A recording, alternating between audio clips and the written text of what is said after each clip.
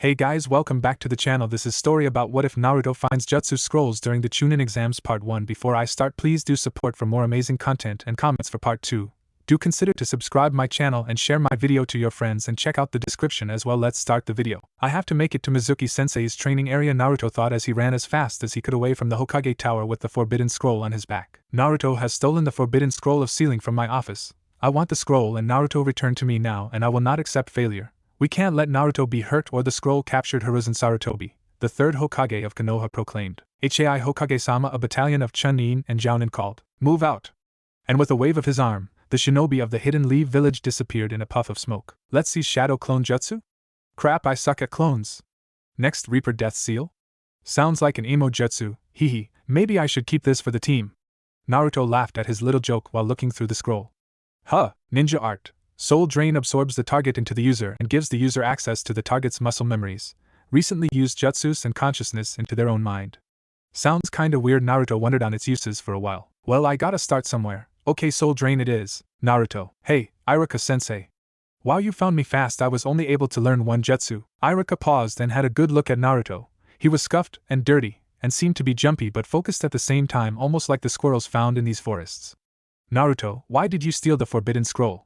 Do you know how much trouble you'll be in? Nah, I'll be fine. Mizuki-sensei said that I'll be a genin after learning one of the jutsu in this scroll. Hokage Gigi won't mind if I borrowed it, Naruto yelled with a grin. Mizuki? Iruka wondered suspiciously before hearing a whizzing sound. Naruto moved. He turned back to Naruto only to see him scurrying up a tree while staring into the forest just in time to avoid most of few dozen kunai, receiving only two, one cutting his left foot and the other scraping his right bicep. Wow, Iruka, you sure did find the little monster fast, Mizuki snarled from a branch on the other side of the clearing. Mizuki! What are you doing? Sensei, what's going on? Why did you attack me? Naruto asked as he fell onto the ground, nursing his wounds. Shut up, demon! Mizuki screamed as he hurled one of his giant shuriken at a scared and hurt Naruto. Naruto, get down, Schlink. Naruto looked up only to see Iruka knelt over him with the shuriken stabbed into his back. Iruka-sensei? Why? Naruto asked with tears in his eyes. Because Naruto, cough cough, I couldn't just let my favorite student be hurt. Iruka boldly stated with a sad grin. Ha! Favorite student? Please Iruka, we both know you hate just him like everyone else, that's why you always lied to him. Mizuki stated with a wicked smirk. Lied to me? About what? Naruto asked in confusion. Mizuki's smirk grew into a crazed grin. About why everyone hates you. Iruka's eyes widened in disbelieving shock. Don't Mizuki. Mizuki jumped down behind Iruka and pulled up a kunai to finish Iruka. The truth is, Naruto, you are the nine-tailed fox, QB reincarnated. Naruto stared in stunned silence at Iruka's face. It all makes sense now. Why they all glare at me, my birthday, the beatings. Thinking of all the painful past experiences, Naruto started falling into a depression. Then seeing the look on Iruka's pained face, he remembered the few that do care about him, and made a decision. No, I don't care if I was the fox before. Right now, I'm Naruto Uzumaki and I have a sensei to protect. Naruto rolled out from underneath Iruka while swiping a kunai and throwing it at Mizuki's shocked form. It nailed his right lung. Af. You little bastard. Mizuki looked up in time to see Iruka throwing his shuriken right back at him. Take this, traitor.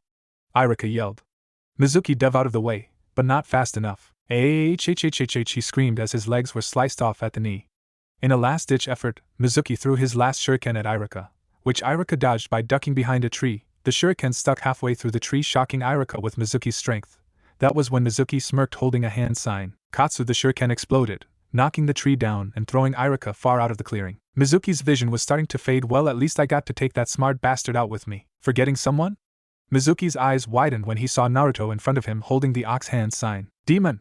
What are yo? Ninja art, soul drain. That's when Mizuki felt it. Naruto Chakra was compressing Mizuki's down into a little ball. It was excruciatingly painful. When Naruto's left hand clenched Mizuki's forehead, his whole body was sucked into Naruto through his palm, leaving only his shredded and bloody clothes behind. Naruto fell to his knees, clutching his head. Mindscape. Huh? What happened? Naruto looked around, finding himself in a large maze of sewers. This is weird. Boy, come here, a dark voice bellowed from around the corner. Naruto walked around the corner to find a huge room with a giant cage in it. Hello? Is anyone there? Suddenly, a giant claw reached for him from between the bars and only missing by a few inches of his face. Ugh? Naruto muttered before falling on his ass. This is my container? Geez, you're fucking tiny, the nine-tailed fox demon mocked from beyond his steel cage. Kyubi? Naruto stuttered in shock. Well, what do you know, he's not a complete moron. Kyubi chuckled at Naruto's frustrated face. I'm Naruto Uzumaki. And I'm gonna be Hokage someday. Naruto yelled in a childish fury. You can't talk to me like that. Why? What did you do to me, demon? Naruto turned around to see a nude Mizuki hung on the wall by chains. Gah! The fox? Boy, what is this pathetic creature doing here? The fox asked with a snarl. I think I did it with my technique, the soul drain. Naruto replied in a slight awe that it worked properly. And were you practicing this technique on squirrels? Yeah, why? That explains the lunch I enjoyed a few minutes ago. Lunch? Mizuki stuttered while shaking in fear on the fox demon. Yada, that means I saved Iruka-sensei. Naruto cheered before turning to Mizuki with a dark look on his face. Now to finish what I started. Mahahaha. Boy. I think this will be the start of a beautiful friendship. The fox grinned from behind Naruto, with Naruto matching the wicked grin. What are you doing, demon? Naruto walked over to Mizuki while weaving 3 hand signs. And Naruto, what are you doing? Finishing my technique, HA. With that, a glow emanated from Mizuki and split in two. The first part entered Naruto through his eyes and mouth, and the other materialized in front of Mizuki's body, taking the form of a clothed Mizuki himself. Actually, that didn't hurt as much as I thought it would, Naruto said while smiling at a see-through clothed Mizuki that was on his knees in front of his hung body. Hey Kyubi-san, open up! Naruto then flung Mizuki's body to the fox, who happily munched on the corpse before swallowing. Boy, you are by far the best host I have ever had. Ha ha ha ha ha ha. Kyubi smiled with blood hanging from his lips. Mizuki's consciousness looked on and expected to feel furious at Naruto and the fox, but all he could manage was a weak what am I gonna live in now? And how come I'm not pissed at you? Dem, I'm the fucking demon, you whelp. Okay, Naruto it is. Why am I not trying to kill you right now? Naruto looked at Mizuki seriously. I dunno. Mizuki stared right back with a slight frown. You're a brat. I can answer that. Both Naruto and Mizuki looked up at the giant fox I consumed, along with your body, your negative emotions. Why? If you don't mind me asking, Kyubi-san? Asked Naruto. They taste juicy. Okay, Mizuki said, feeling confused but happy. So now what, Naruto? Fox demon, now you stay right here, Kyubi stated before placing his giant claw over Mizuki's frame, thus holding him in place. Ouch, bastard fox. I guess he can still feel frustrated. And me, Kyubi-san? Naruto asked with a raised arm. Well now, brat, you have a story to fabricate, the fox replied before blowing a light breeze at Naruto, flinging him out of the cage room and down the hall. Woo, smack, Naruto said as he fell onto his ass again. Looking around, Naruto realized he was back in the field he and Iruka defeated Mizuki in. Why? Was any of that real, Naruto thought. Yep, Naruto span around looking for the Kyubi. I'm still in your head, kid, and you need to get rid of those clothes. That's when Naruto looked down and saw Mizuki's bloody clothes left over from the jutsu. How do I do that, Kyubi-san? Naruto thought to the Kyubi. Hey, it's your problem, not mine, you figure it out. Naruto sat thoughtful for a second before he heard Iruka moan and get up from his place just out of sight. Naruto panicked, trying to think of a solution. Quick, I got it, he thought with a grin. Naruto weaved a few hand signs before whispering Earth style, Headhunter Jutsu, and diving into the ground, taking Mizuki's clothes with him. Iruka wandered into the clearing on guard. Naruto? Where are you? Naruto popped up behind Iruka and shouted, right here, sensei. Ah!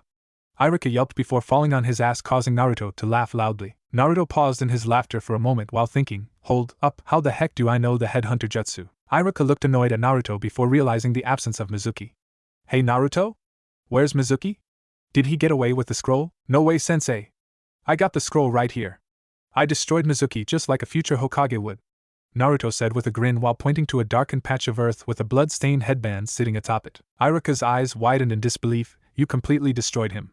How? Naruto's grin grew even wider. With my new jutsu from the scroll. Iruka stared at Naruto in shock. This academy dropout managed to beat a high-level Chunin?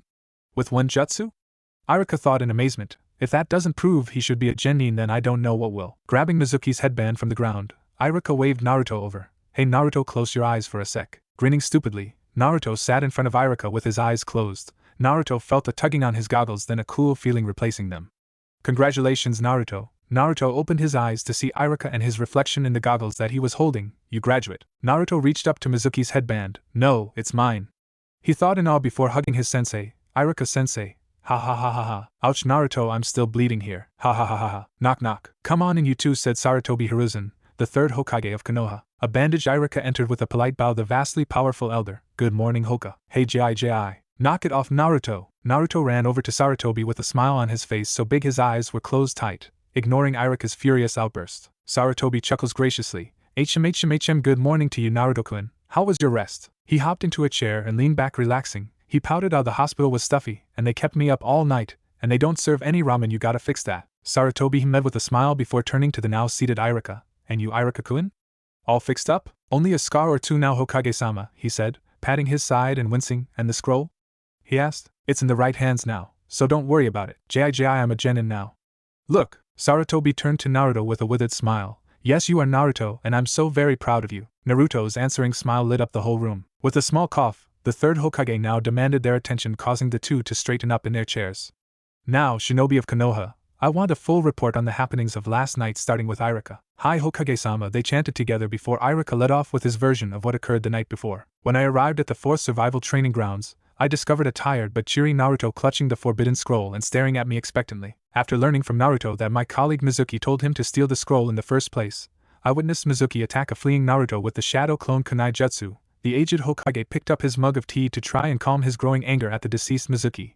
After this, I stepped in and attempted to stop Mizuki's attack. This is when Mizuki told Naruto the S-class secret about the demon fox. The temperature in the room dropped as the Hokage clenched his mug in his hand, barely controlling his rage. And then, Naruto defeated Mizuki to save me with his new jutsu. The rage disappeared. Huh? The Hokage said, looking dumbfounded at Iruka. Iruka looked at the Hokage nervously and stated, Academy student, Naruto Uzumaki, completely destroyed senior Chunin Mizuki Kahaku. So I gave him Genin status. The Hokage stared at Iruka stunned and then at Naruto disbelieving. Kid, I think it's time to tell them the story we fabricated, the Kyuubi thought to Naruto. Naruto nodded. Okay Kyuubi-san. Gigi? Do you want my report now? The Hokage looked at Naruto and slowly nodded while refocusing. Alright. Well, after Iruka-sensei returned fire and managed to injure Mizuki team, Mizuki blasted him away and I thought he was hurt. So while Mizuki was down, I hit him with my new jutsu and sent his body way underground to rot. But when I came back up, Iruka-sensei was waiting for me and he wasn't too bad off, so I was really happy, Naruto said before smiling like an idiot up at Iruka. An earth jutsu? Well, that is impressive, Naruto. Could you give us a demonstration? Sarutobi asked with a proud nod. I knew this boy was a real treasure, already learning such advanced techniques at his age. Smirking to himself. Ugh, well, the thing is, Naruto rubbed the back of his head sheepishly. I kinda forgot the jutsu. Sarutobi and Iruka deadpanned at Naruto. I take it back, he's a moron. Sarutobi weakly smiled at Iruka. Iruka-kun, thank you for the report. I'll see you at the meeting tonight, yes? Iruka knew a dismissal when he heard one. Hi Hokage-sama, I will be there. Turning to Naruto, he ruffled his hair. Catch ya later, Naruto. Good luck as a Konoha Genin, and be careful, okay? You got it, sensei. Naruto beamed up at Iruka as Iruka smiled and left. As soon as the door closed, Sarutobi took off his Hokage hat and gave a woeful sigh. Naruto, I'm sorry I didn't tell you about the fox. But you must understand, if the wrong people found out about your status as a container, well, it wouldn't end well. Sarutobi stared to Naruto, willing him to understand. Kid, I think he was just trying to protect you from being harmed. And I guess, from me, the Kyuubi supplied to a confused Naruto. Kyuubi-san, I have to tell him the truth. If I can't trust Hokage Gigi, then how can I trust anyone? Naruto thought to the fox. With the fox's following silence, Naruto took it as an agreement with his statement. Gigi, what I told you before, well, it's not the full story exactly. Naruto gazed up at the startled old man. I remember the jutsu, it wasn't an earth one. Sarutobi sat back, shocked and worried about Naruto's subdued behavior, and after a few moments' silence, Anbu, leave us alone for a moment, for blurs moved from strategic points in the room and flew out the window. Naruto, please tell me what happened. I swear on my honor as the fire shadow that I will not tell anyone of what you say now unless it endangers the village. Sarutobi looked comfortingly at a scared Naruto. Well, when I opened the scroll, the first few jutsu just didn't stand out to me, so when I found one that did, I jumped on the opportunity to train. Naruto started blabbering nervously. It's called ninja art. Soul Drain. At this, the strongest man in Fire Country, the legendary Fire Shadow, went stark pale. I didn't destroy Mizuki. I absorbed him. He's in my head right now. If I go into my Mindscape, I can talk to him. How do you know that, Naruto? Sarutobi whispered in concern. If a person like you entered their Mindscape, they'd meet their tenant. Naruto shifted nervously. Well, if you mean Kyuubi-san, then yeah, I've met him. And I. What did he say to you, Naruto? Naruto looked up into Sarutobi's eyes with fierce determination and boldly stated, the Kyuubi pledged itself as an ally to myself and to Konoha. Sarutobi sat shocked and silent for a few minutes. A demon this powerful, being channeled through someone with Naruto-kun's spirit? This could very well be the bringer of the destruction of the shinobi world I'm talking to. Sarutobi looked down at Naruto, seeing what he could be. Then Naruto grinned at Sarutobi like the innocent child he is. And just maybe he will be the most incredible Hokage this village has ever seen, Sarutobi thought with a smile. Sarutobi sat up straight and placed his hat back on his head. Alright, Naruto-kun, I've come to a decision. The public story will be what you first told Iruka and myself. Only I will know of your new last resort jutsu. You will keep your position as Genin, in exchange for a wish of mine, okay, Naruto? Naruto nodded his head vigorously and with a huge grin. Yeah, Gigi, whatever you need, I can do, believe it. With an aged smile, Sarutobi slowly got up, walked around his desk and knelt to eye level next to Naruto. Believe in the will of fire, Naruto-kun, now placing the Hokage hat on Naruto's head. And use it to protect the Hidden Leaf Village. Naruto looked up at Sarutobi with more determination than any 12-year-old should have. Till my last breath, Jig. I will live by these words. My new nindu. Believe it. Finishing with a hug, Naruto gave the hat back with a smile. Good to hear, stated Sarutobi while adjusting his hat. Naruto Uzumaki. Genin of Konoha. Our meeting is adjourned. The details of this meeting is an A-class secret. Sarutobi ruffled Naruto's overly happy head. Hi Hokage Gigi. Iruka sat at Ichiraku Ramen feeling lucky about the whole situation with Mizuki. I wonder when Naruto is due to come out of the meeting. Not a moment sooner, Naruto hopped up onto the stool next to him. Hey Iruka-sensei, don't shout idiot, I'm right here. Laughing, Naruto said, Iruka-sensei, remember you said you'd buy me ramen if I graduate, right? Iruka sighed in defeat. Yes sure, go ahead Naruto. He couldn't help himself from smiling seeing Naruto so happy. Alright. Hey old man Ichiraku. Gimme 4 miso ramen, and keep 'em coming. Damn it Naruto, you think I'm made of money? Later that night at the large meeting hall at the base of the Hokage Tower, Iruka and the principal of the Ninja Academy sat alongside the Hokage, facing 24 Jounin. Clearing his throat, Sarutobi gained everyone's attention. Alright, thank you all for coming. Tonight those of you that want to may request a new genin for a squad that will be ran by you. If you have any problems with what one of your colleagues suggests, feel free to share your opinion. At this, Asuma Sarutobi, Hiruzen's son, stepped forward. Hey dad, I'd like to request this generation's Ino Shikacho unit, under my old team banner, Team 10. The Hokage nodded approvingly. A sound request. Anyone object? Silence. Alright Asuma, Team 10 is yours. Hokage-sama? Kakashi Hatake stepped forward. I was told that no matter who I chose I'm gonna end up getting the Uchiha Class of my Sharingan, so can I have Naruto as well please? At this a huge uproar broke out. The demon passed? Hokage-sama. You can't let the demon be on the same team as the Uchiha. I love Dango. Silence. At Sarutobi's yell, everyone shut up. Anko, please leave. You are a Tokubetsu Jounin, and as such not allowed to train a squad anyway, Anko says before diving out a closed window, shattering the glass all over the floor. Sarutobi sighs in exasperation. Kakashi, was there anyone else you wanted to request? Looking up from his book, huh? Did you say something Hokage-sama? Sarutobi facepalmed himself. For the love of Log, your third candidate Hatake. I widening in realization. Let's see, I guess I'll take Kakashi rummaging through the sheets of paper containing genin names. This one? Okay, Sakura Haruno I guess. Any objections? Nobody cared. Alright, Squad 7 under Kakashi Hatake, Sasuke Uchiha, Naruto Uzumaki and the pink-haired Banshee. Everyone looked at Sarutobi with a raised eyebrow, or a suppressed giggle. Ugh, I mean Sakura Haruno. Next, Mindscape. Hey Mizuki team, Kyubi-san. Why is it a sewer down here? Naruto yelled upon entry into his Mindscape. Cause kid, you're as unimaginative as a shit. Kyubi honestly replied. Bastard fox.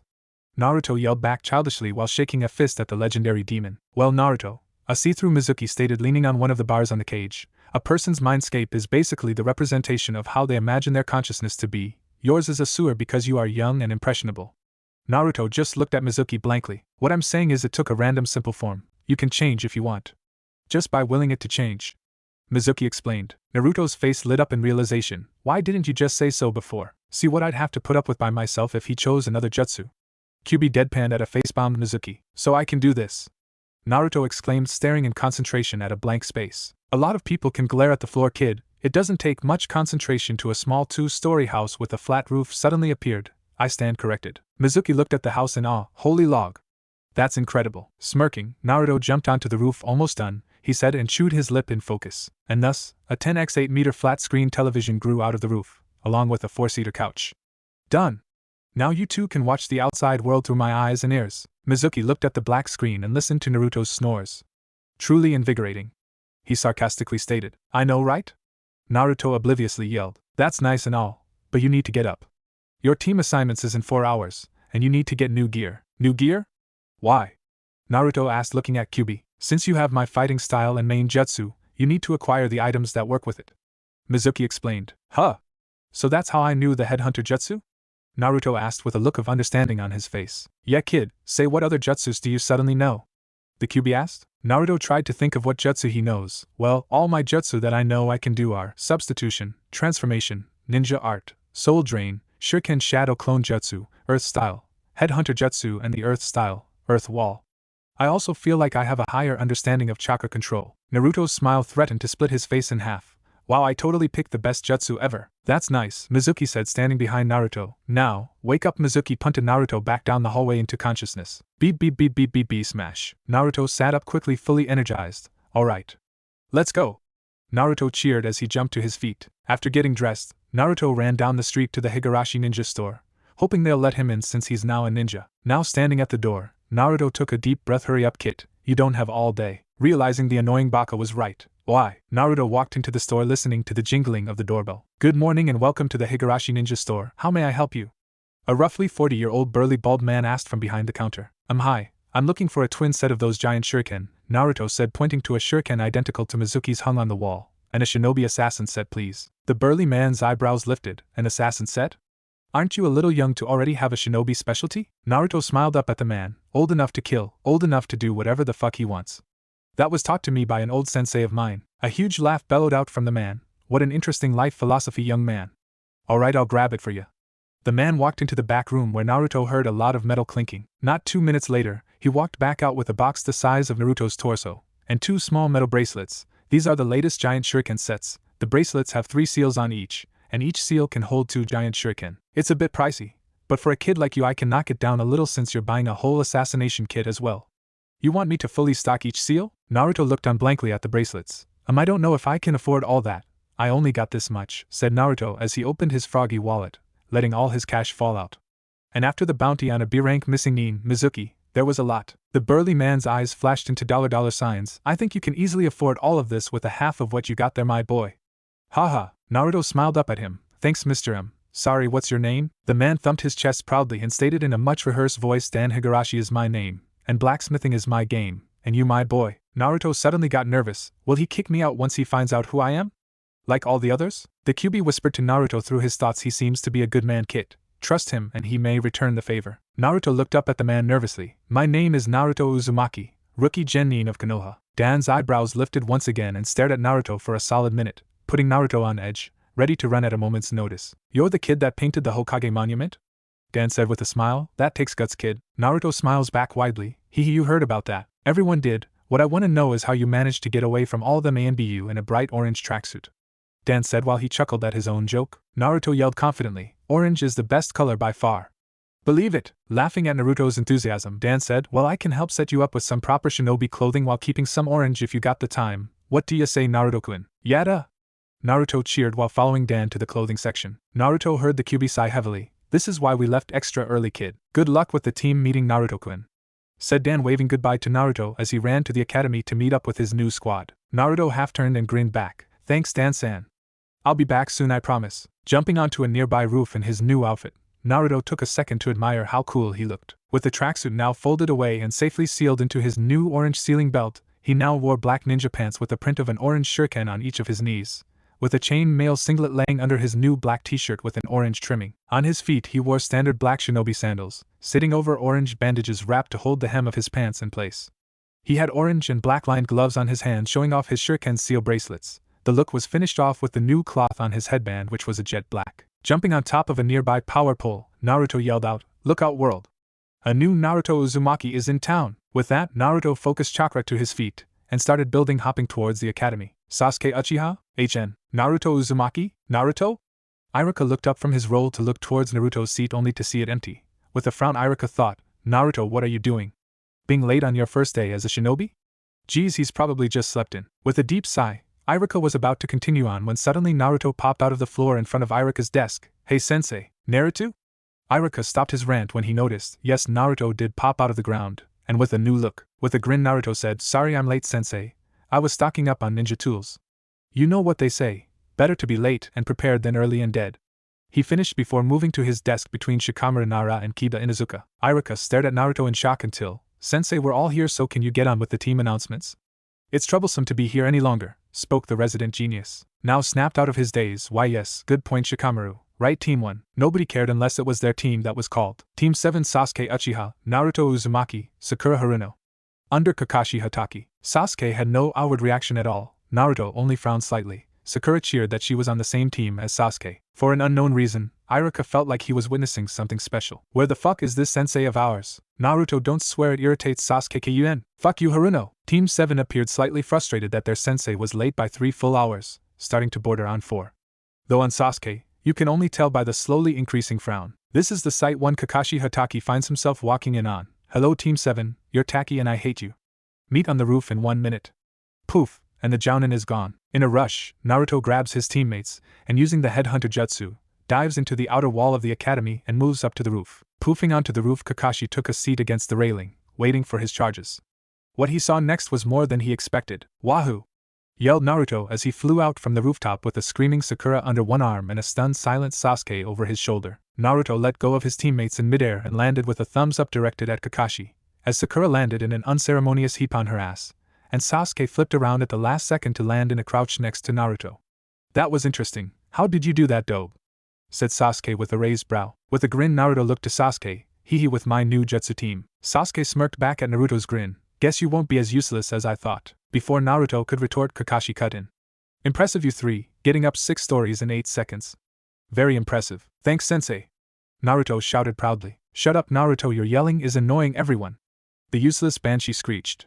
She was just about to scream again when Kakashi slammed some tape over her mouth. Right, now that is taken care of, how about some introductions? Starting with the blonde. Kakashi said while pointing to Naruto. Why don't you show us how it's done, sensei? Sasuke asked. Alright, my name is Kakashi Hatake. My likes are none of your concern, my dislikes are the things I don't like, my hobbies include things I like, and my dreams are rated R18+, so I won't be sharing them with children. Now you blondie? The three just stared at him thinking, all we know is his name, and he has grown-up thoughts. Okay then. My name is Naruto Uzumaki. I like ramen, my comrades and my tenant. At this, Kakashi's visible eye widened.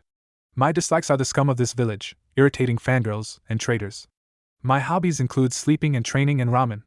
And my dream, I will protect the will of fire and the people that follow it. Believe it, Kakashi nodded. Alrighty then, I'll need to talk to you about you, tenant. Comment later, Naruto. Alright, the emo, your turn. My name is Sasuke Uchiha. I like training and getting stronger. I dislike weak fangirls, and a certain man. My hobbies are the same as my likes, and my dream, no, I don't have a dream, but my ambition is to kill a certain man. Well, aren't you a ray of sunshine? Sasuke glared at Kakashi. Alright, and your turn, Pinky. MMMPHM and an MMPFFF. That's quite amazing and more than enough information, thank you, Sakura. The two boys looked at Kakashi confused. Did he actually hear her introduce himself? Or did he already know our names? They looked at each other, then at a fuming Sakura. Best not to ask. Alright, you three, meet me at Training Ground 7 tomorrow at 6 am for your second test. Naruto, I will be visiting you this evening to discuss things. Kakashi said before poof, he was gone. Naruto turned to Sasuke. Hey, what do you think he meant by second test? A frowning Sasuke looked back. How should I know, dope? I have to go train. Then he started towards the stairs just as Sakura ripped the tape off of her mouth. Sasuke-kun, let's train together. Sasuke froze and turned back to Sakura before turning back to the stairs only to see Sakura standing there staring at him with hearts in her eyes. Sasuke-kun? Sasuke scowled. Crap. How do I ditch this banshee? He thought when he suddenly felt someone grab his arm. Turning, he saw Naruto. Come on, team. He yelled before jumping off the building and dragging Sasuke with him. Naruto, you're gonna kill us. Sasuke screamed in a very un-Sasuke moment. He looked at Naruto to see him holding a one-handed sign. Dope, what are you doing? And then, the two disappeared as they dove into the ground. Coming up at Team 7's new training ground, a giggling Naruto let a freaked-out Sasuke free. Hee, that was great. Did you see her face? Ha ha ha ha ha. A now slightly calmer Sasuke said, I guess a thanks is due, dope, nice save. Although, I could have used a warning. I owe you one. Naruto, now smiling widely. Alright then, I'll consider us even if instead of both of us training separately and without a sparring partner, let's train together as long as we're on this team together. Sound good? Naruto asked. Sasuke looked at Naruto weighing the pros and cons. After a moment he nodded fine, but only for as long as the anti-fangirl service is active. Deal? Naruto nodded. Deal. Naruto and Sasuke took their stances. Taijutsu only, dope? He asked with a confident smirk. For now, team. Enough chatter, let's go. Naruto yelled as he shot forward with a higher skill level than ever shown previously. Knock knock. Naruto looked up from his dinner of instant ramen and blinked. Who do you think it is, Kyubi-san? He thought. It's probably that Cyclops from earlier. He did say he wanted to talk to you about me. Naruto nodded and slurped the last mouthful as he took the necessary steps to the door. He opened it with one hand to see that it was indeed Kakashi who was waiting. Yo, Naruto, he said with a wave. Naruto grinned. What's up, sensei? You wanted to talk about Q. Within a second, Kakashi had closed the door and moved Naruto over to his bed.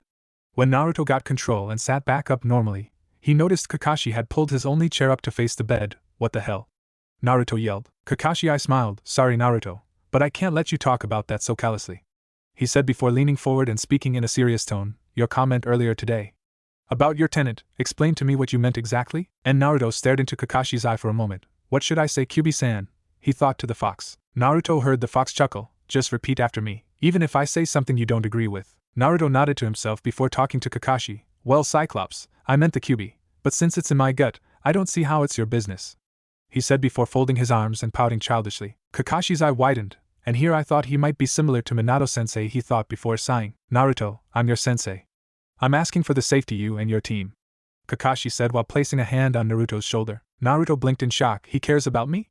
Naruto thought. No shit, kid, why else do you think he came here? Repeat after me again, I want to mess with him some more. Kyuubi ordered with a chuckle. Naruto frowned. Bastard fox. Forget it. You're cut off, Naruto thought as he broke the signal between him and the TV in his mind. Naruto smiled at Kakashi. Sorry sensei. Well, I met Kyuubi-san the other night. Other than being a prick, he's pretty alright, Naruto said while scratching his head. Kakashi blinked. The Kyuubi pretty alright? He asked skeptically. Naruto nodded. He has no influence on me if that's what you think. I can cut him off anytime, Naruto explained. Kakashi nodded. Well, alright. I'll take your word for it. But if I see any problems concerning its chakra, I won't hesitate to take action, Kakashi said, signifying the importance of Naruto's control. Naruto nodded. I wouldn't expect anything less, sensei. There are people in this village with a strong will of fire. I refuse to let them be hurt because of me, Naruto said in a moment of seriousness. Kakashi appraised Naruto before patting his head. You're a good kid, Naruto. I think you'll do well, Kakashi said before standing up straight. That is, if you guys pass my test in the morning, Kakashi said with an eye smile before waving later. Naruto watched as Kakashi disappeared in a poof of smoke. It filled his small room in seconds, causing him to cough and splutter as he opened a window to let it free. Naruto stared out at the Hokage monument as the smoke filtered out and held his arm up to it. Clenching his fist, he vowed, I will pass your exam, sensei. Believe it, Shiite. I can't believe I'm late, Naruto yelled as he ran as fast as he could towards Training Ground 7. Oh man, I'm so screwed. Approaching the training field, he could see Sasuke and Sakura leaning against the training posts. Oh crap, they're gonna kill me. Hey guys. Sorry I'm late. My training got a little rough yesterday, then I had a late night, he said sheepishly as he came to a stop. Sakura scoffed. Yeah right, I bet you just knocked yourself out by falling over. Naruto glared at Sakura. I may have been knocked around hard, but I got a couple of decent hits in Oswell. I'm just not that smooth with unarmed combat, Naruto explained. Sakura scoffed. Who trained with you?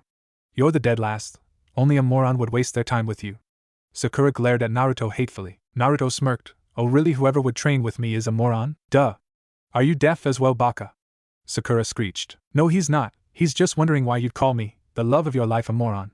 Sasuke smirked from his place leaning against the training post. Sakura turned to Sasuke and looked horrified. And oh Sasuke-kun. Why would you choose him over me? I had the highest marks in the academy other than you.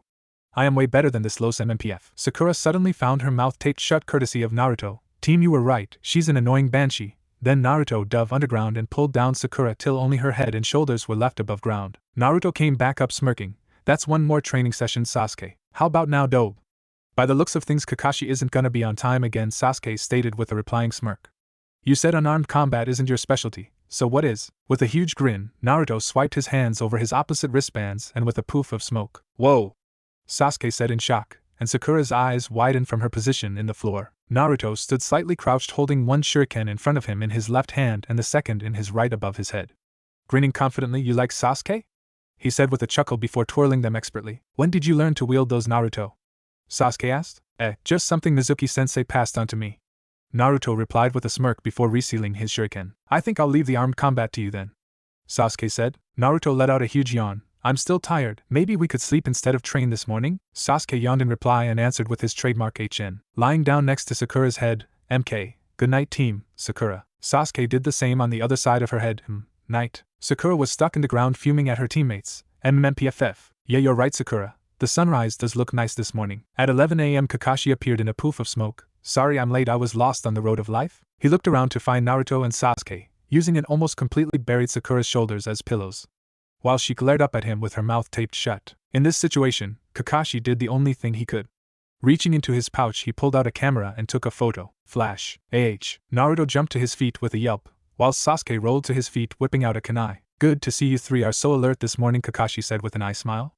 Naruto, please get your teammate out of the ground. Sure thing, sensei, Naruto said with a salute before falling backwards into the ground. With his three students now sitting in front of him patiently, Kakashi began his speech. Alright guys, now I'm sorry to break it to you, but until you pass my test you are not full genin yet.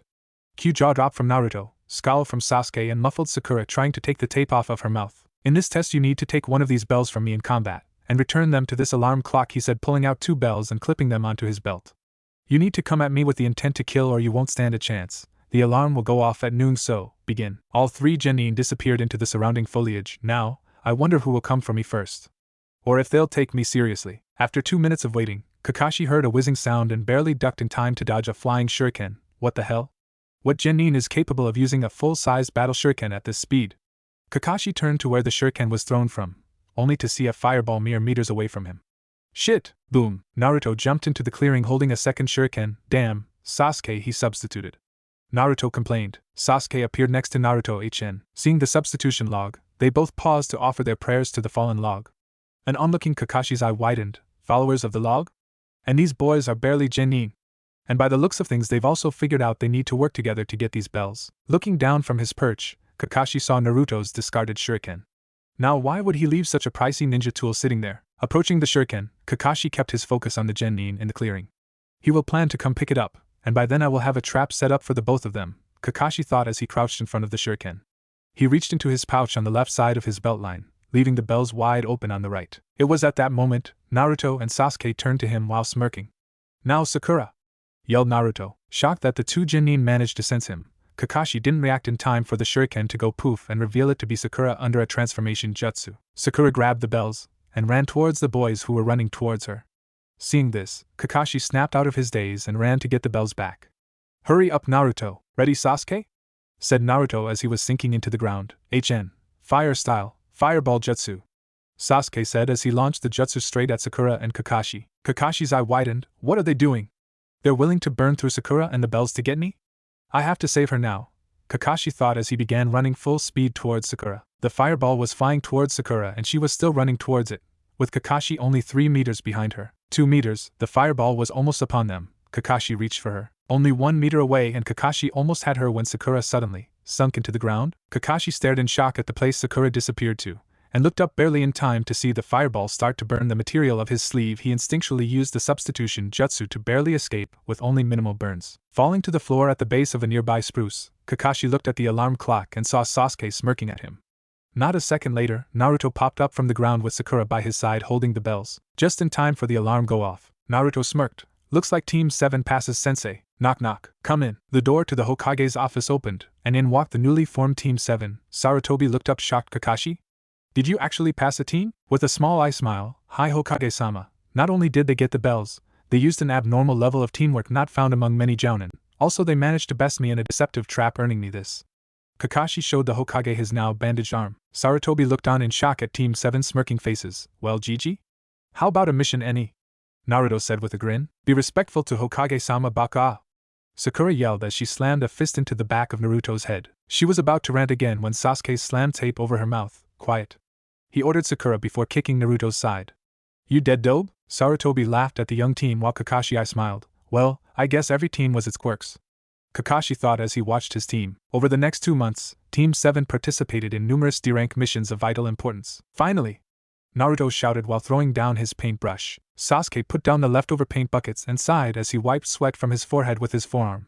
At least with the Tora mission we get to train our tracking skills. He muttered. Leaning away from the newly painted fence, Sakura turned to Sasuke starry-eyed. HMMPF. Now Sakura, this is no time for such language. Kakashi said from his place in a nearby chair while happily reading Ika Paradise. Earning himself a dark glare from the girl. Kakashi-sensei?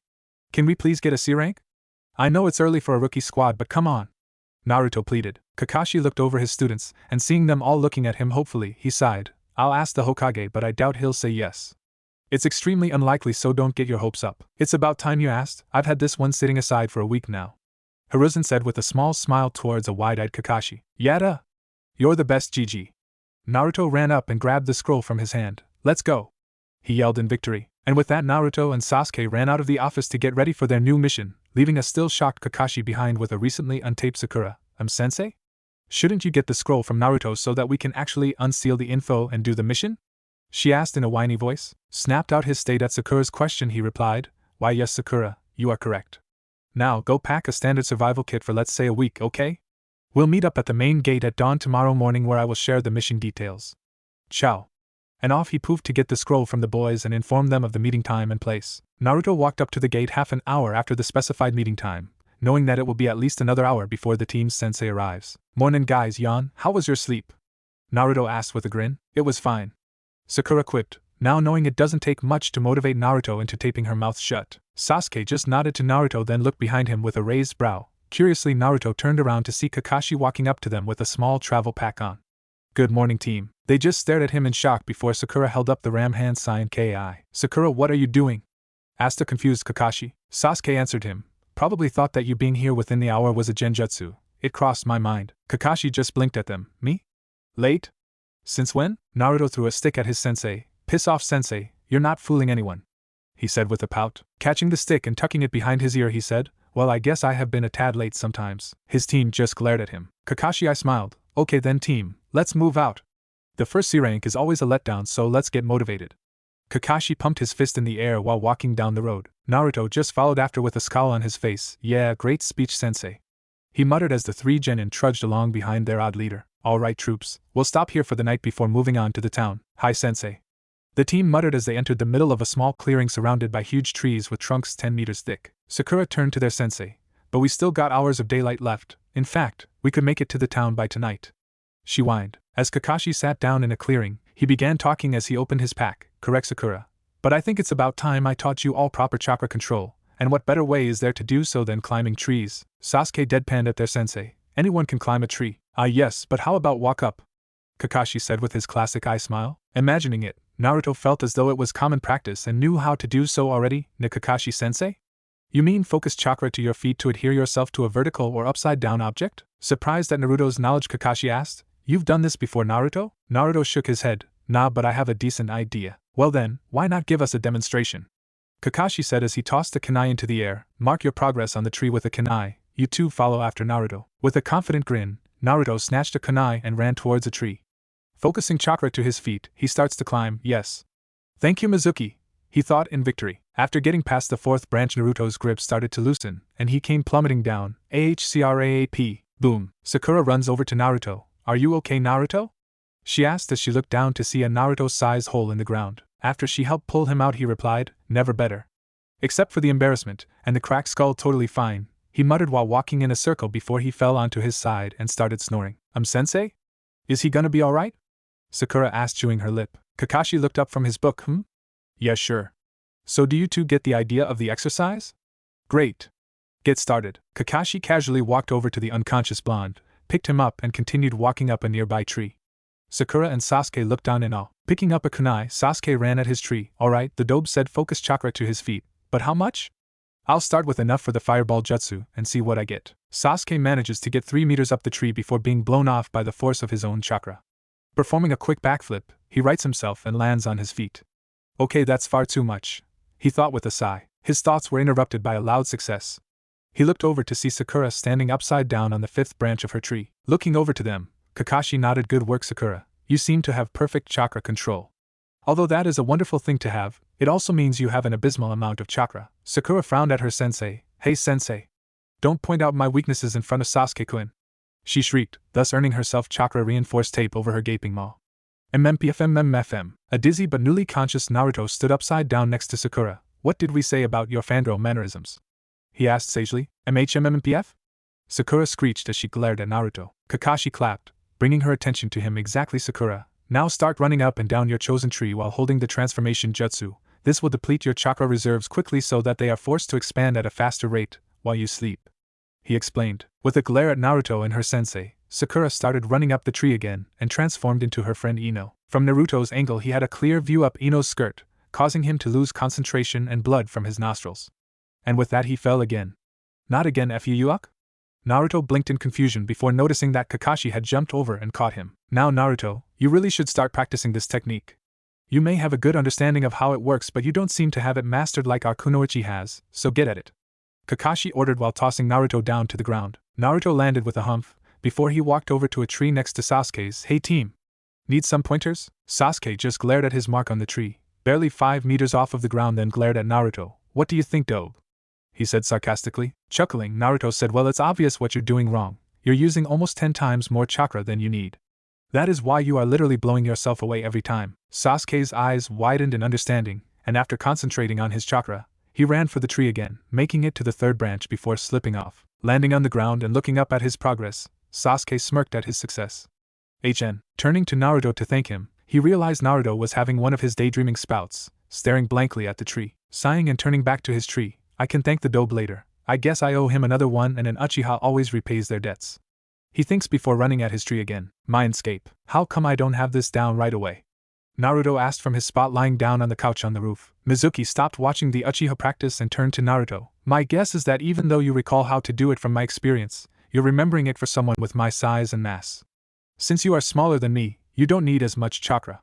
Though it seems to be close enough to hold you for a few seconds. Naruto raised a brow. Well, that makes sense. Why didn't you tell me earlier? Only I seem to be able to contact you without you being unconscious, kid, and I'm a bit too big to even need the tree climbing technique. The fox pointed out. Naruto frowned. But the scroll said after meeting you in my mindscape, I should be able to converse with you freely. With a sigh, Mizuki started clicking buttons on the TV remote. Let's see what it actually says. He muttered. Mizuki skipped back through Naruto's life. Each time he clicked skip it went back 12 hours. After a minute, he said, here we go. Alright, now I just need to pause it on when you were looking at the scroll there. Click, got it. Mizuki said in victory. Naruto scowled up at Mizuki. How'd you do that? These are MY memories. Mizuki shrugged. This is how you programmed it. Even if it was subconsciously. That is actually pretty cool, probably useful as well. Mizuki interrupted. Aha! Found it. Alright, it says exactly when the user is like-minded to a specific target. He can freely hear our thoughts, so I guess if you think like me we can communicate freely. So basically, I have to think like a boring lecturer with secretly evil intentions? Hit the nail on the head, kid. Well, I don't think I'll be doing that anytime soon, Naruto guessed. Kid, you should get back to training, and remember use only a little bit less chakra. Yeah, Naruto. It should only be about as much chakra needed for a third of the substitution jutsu. Got it? Naruto rolls his eyes while walking back out of his mindscape. Yeah. Geez, you two nag like a couple all the time? He said before having to dodge a tail of chakra and several kunai on his way out, laughing his ass off as he went. Coming back to his body, Naruto waited till Sasuke was just about to step onto the tree again. He got it! He shouted, throwing off Sasuke's concentration and causing him to shoot from the tree on his first step. Scowling, Sasuke turned to Naruto. Damn it, Dobe, I almost had it? He muttered, only to realize Naruto wasn't there anymore. Naruto? Yeah, team? Naruto shouted from his place at the very top of his tree, out of Sasuke's sight. Sasuke scowled before getting back to practicing. I won't be left behind, he thought in determination. Kakashi appeared in a poof on the tree facing Naruto. Book in hand. Good work, Naruto. Since you finished before Sasuke, why don't you go set up the team's tent? With a small chuckle, nah, I'm good, sensei. I already have a 6-man tent set up right here, Naruto said, patting his sealing belt. Curiously, Kakashi asked, you're that proficient at sealing already, Naruto? Most shinobi don't get taught proper sealing methods until they become Chunin. Scratching the back of his head sheepishly. Well, in all honesty, sensei, I just bought the belt with pre-made sealing pouches. All I know is that it'll help with my specialty. Kakashi raised a brow. Specialty? What have you chosen? Turning to Kakashi, Naruto became serious as he spoke. Assassination. Kakashi's eye widened, shocked at the change in his student. Naruto, are you sure you've made the right choice?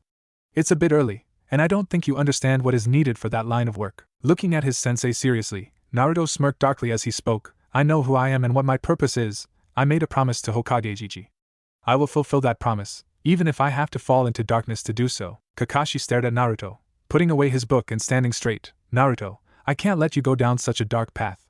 And I know that the Hokage would never ask you to do something so severe. His smirk grew into a dark grin as he unsealed one of his shuriken. Sensei, how many ninja have you seen that use giant shuriken as their primary weapon? Frowning, Kakashi thought hard. Actually, I've only seen one Chunin use such a method, so how would Naruto have become so proficient in such a rare fighting style? He thought before asking. Not many. Why? Turning away from Kakashi, Naruto spun twice before throwing the star in a wide arc towards a collection of trees. At such a speed, it sliced through 14 of the enormous trees easily before curving back to Naruto, where he caught it flawlessly, showing his control and power to Kakashi's wide eyes. Kakashi. Kakashi froze when he heard the way Naruto spoke his name. He glanced at Naruto to see a hard glare being directed at him. Can you imagine what that one throw could have done to, say, an army of enemy ninja? Naruto asked before sealing his shuriken away. Before Kakashi could reply, Naruto jumped down from the trees. Kakashi sat atop the tree Naruto left him at, thinking about what Naruto said. Even though it's wrong for a child of his age to think like that, I can't dispute the logic. As a shinobi, he already seems to be around Chunin level, so it's logical that he has found a speciality. Even if I don't completely agree with it, he thought with a sigh. Kakashi thought back to Naruto's facial expression when he was imagining those trees to be enemy ninja.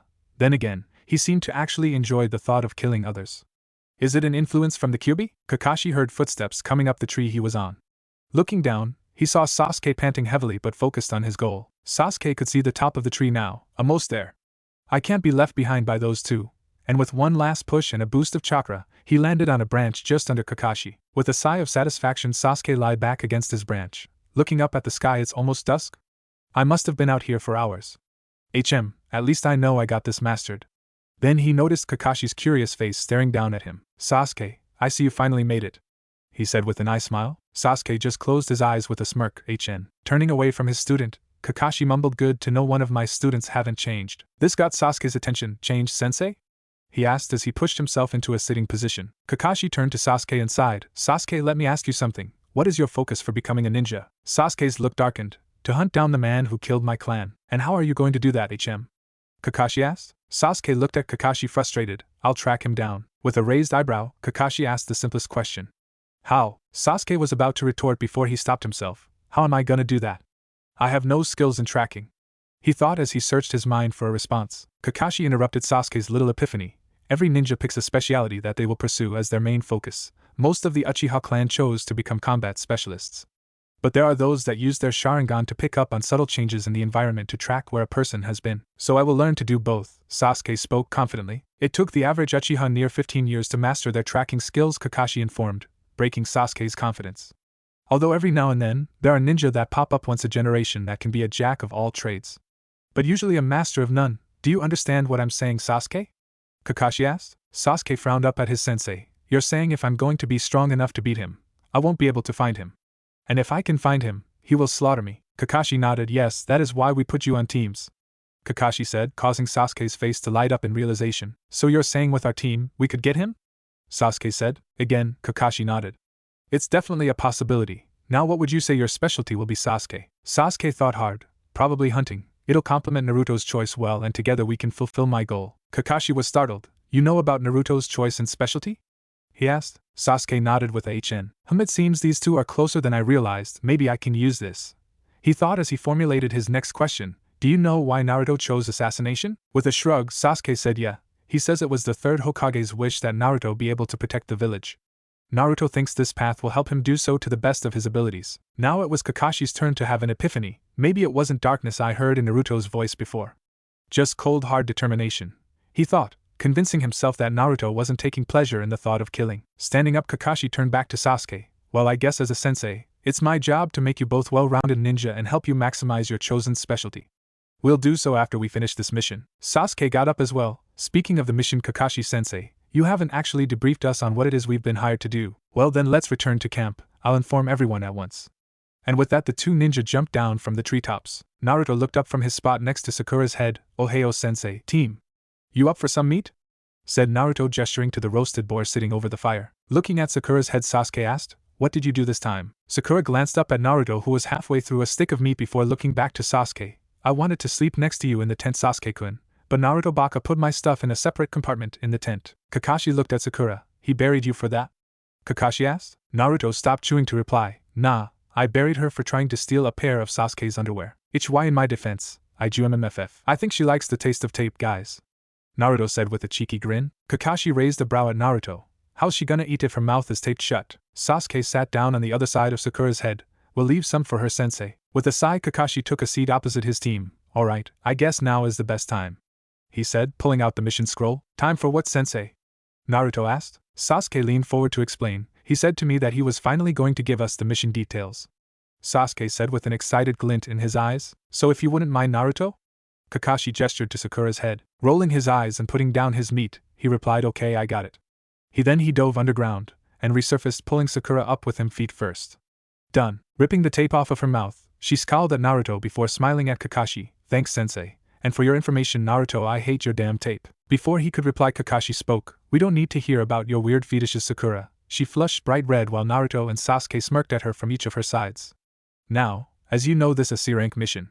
But what you don't know is that it is a clean-up mission. Sakura asked the obvious question, clean-up mission? Kakashi nodded. Yes, you see, there was an A-ranked mission to take out a rogue ninja that was leading a band of thugs across Fire Country, robbing all the travelers they came across. And with that mission being successful, the leftover bandits and thugs split into two groups under the ninja's two apprentices. Now, there are two small thug and bandit camps around the last vicinity the ninja was seen. We are to capture at least one leader of either small group and kill off the rest. Understood? Naruto smirked towards his sensei. I'm guessing we will take one camp at a time, right? With us Genin taking out the weak-ass thugs while you handle the big boss men? Naruto asked. Kakashi nodded. Precisely, but first, we will be heading to meet the mayor of the small town that hired us. They should only be an hour away if you can all use your recently learned skills so we can tree hop there. Think you can handle it? Team 7 smiled and saluted. Hai-sensei. Kakashi I smiled back. Alright, off to bed then, we leave at dawn once more. From his vantage point behind the leader's tent, Kakashi could see the whole bandit camp. Are you guys in position? Kakashi asked over the communicators. Flower here, in position. Flame here, in position. Fox here, ditto. With a sigh, Kakashi sent the 3 children to make their first kills. Alright, begin stage 1. Soon after sending the command, Kakashi saw a single giant shuriken get flung straight into the entrance of the camp and heard Naruto shout, Shuriken Shadow Clone Jutsu. One shuriken suddenly became 100, entering the left flank of the camp and shredding tents, people and weapons alike. Aha, my arm! Help, we're under at a hook. Hiboshi no. I'll kill WHOEVAHHH. Naruto's attack had been successful in killing a third of the bandits, while hurting the others to the right side of the camp. This was all part of the plan.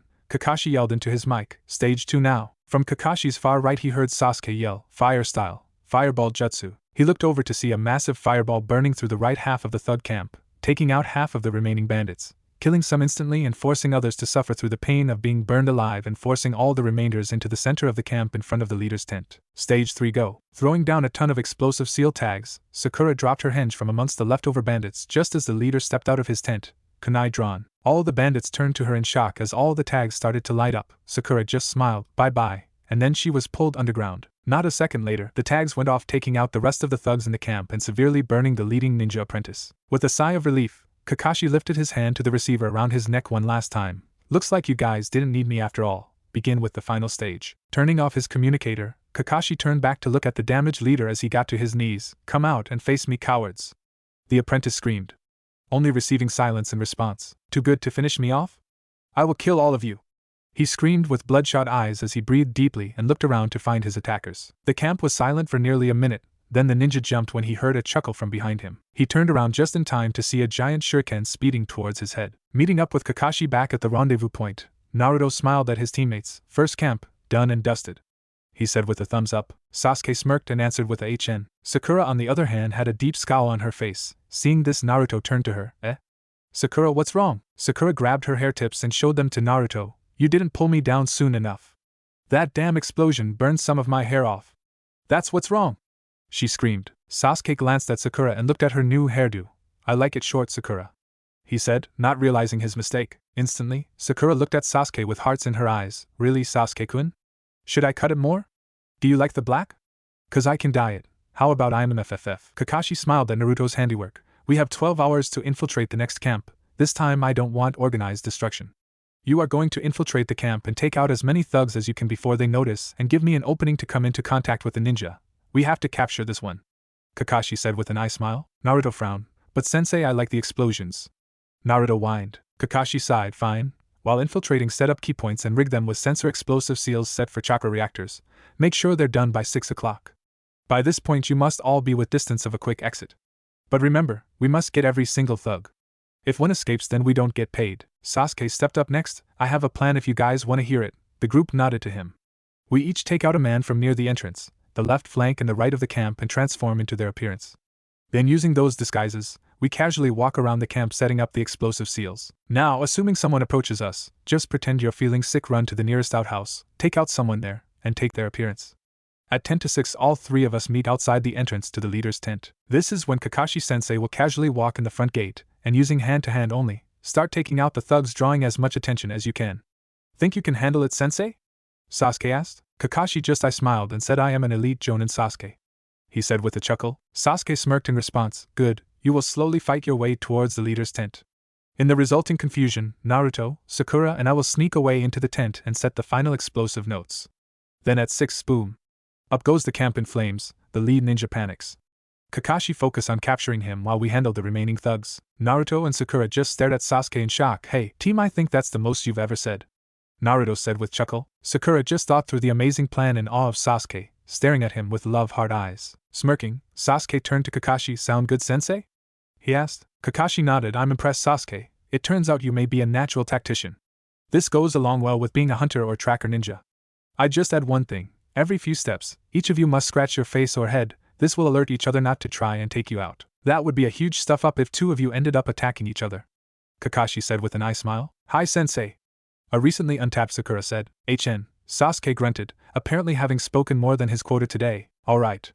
We're gonna finish this mission for sure.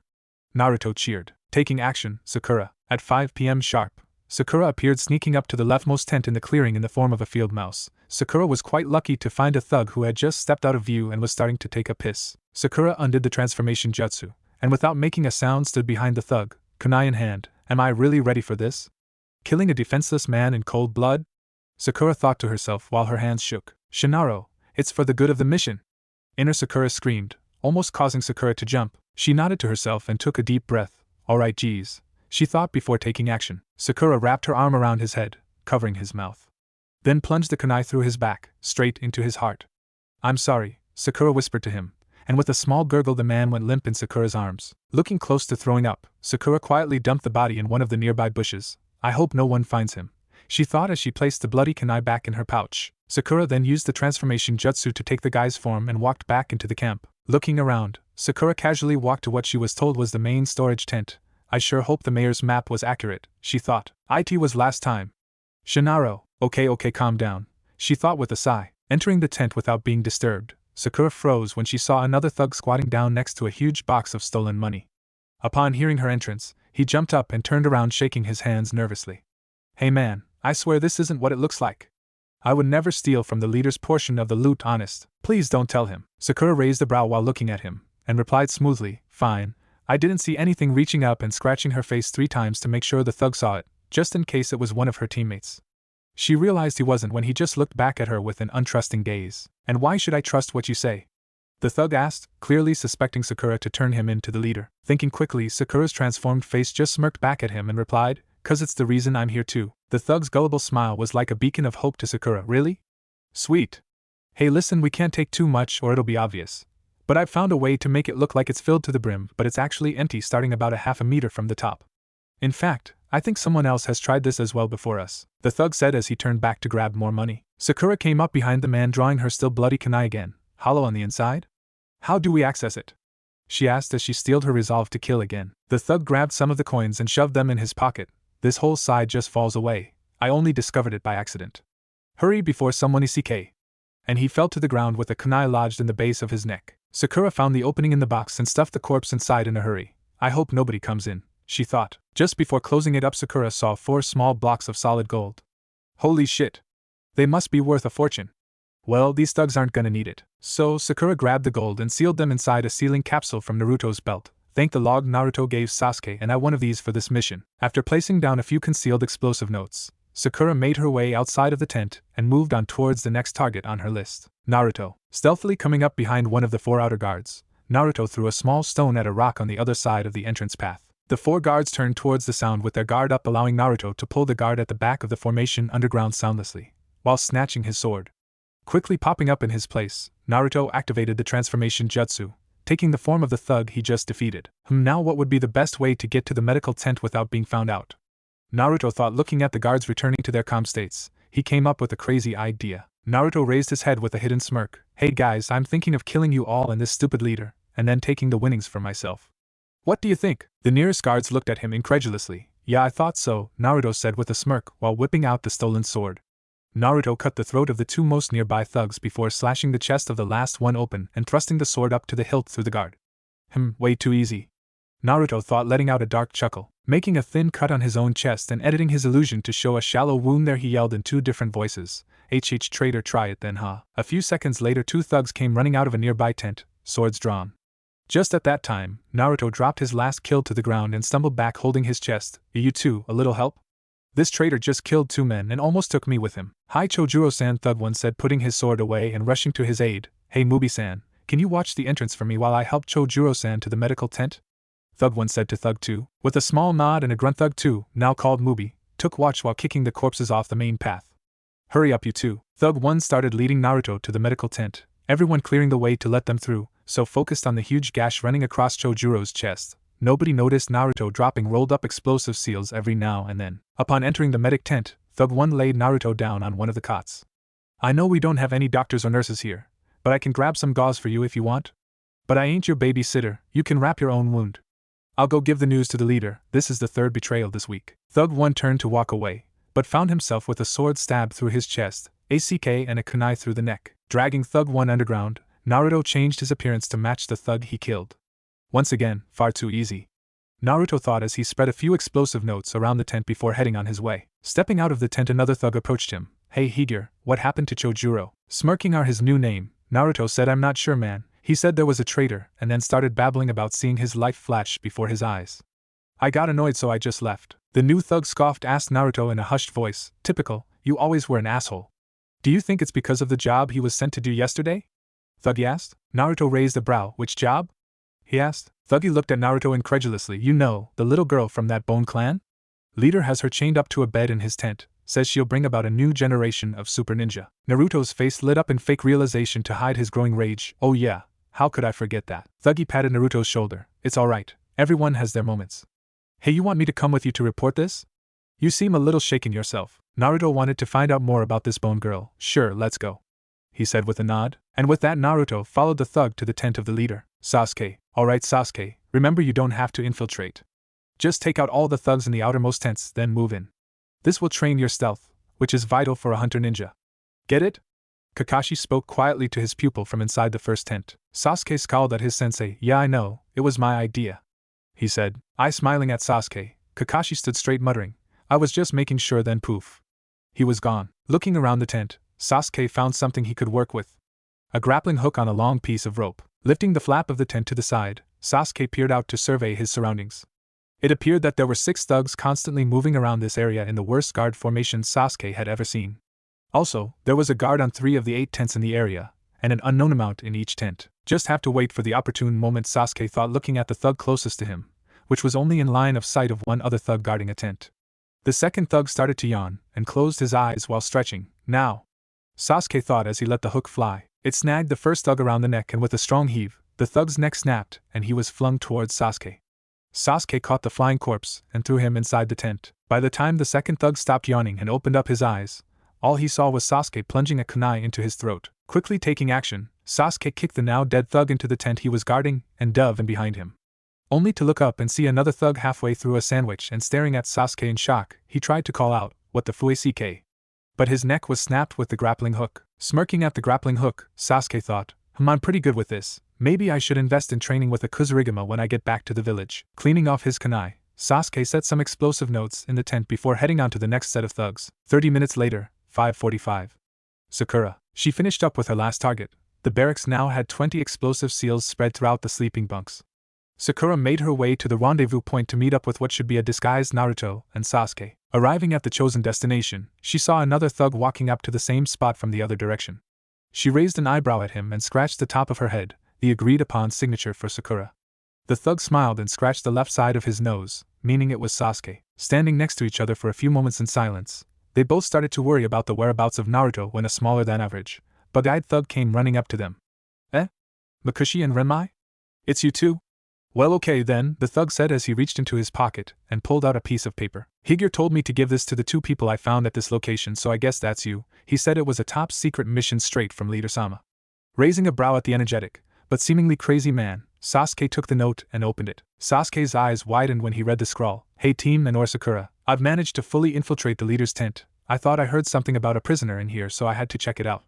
Start the final part of the setup without me. I'll meet up with you during Kakashi's distraction. You'll know it's me cause I'll be the thug with a backpack running from the east side of this huge-ass tent. Let's get ready to fuck this shit up, Fox. Sasuke nodded. Message received. We'll start this first thing in the morning. The crazy little messenger nodded. Okay, I gotta head off. There's a bunk with my name on at the barracks. Later. Sakura nodded back. Later. And off he went. Let's go, Sakura, it's almost time for Sensei's distraction, Sasuke said quietly. Hi Sasuke-kun, she agreed, and off they went to surround the leader's tent with low-powered explosive notes. 5:55. Kakashi. Ready for his part of the plan, Kakashi casually walked out of the woods, putting away his book and heading towards the main gate. The thug on guard, Mubi, yelled out, "Halt, stranger," drawing the attention of a few passing thugs. Kakashi just speed up slightly, now jogging while pulling out a kunai. A random thug yelled, "Shit. We have an attacking shinobi. Spread the word. Get back up quick." By this point Kakashi's jog had turned into a full-on sprint. 4 minutes to go, Kakashi thought as he slashed the throats of 3 thugs within a second. Naruto. A man ran into the leader's private tent yelling, "Sir.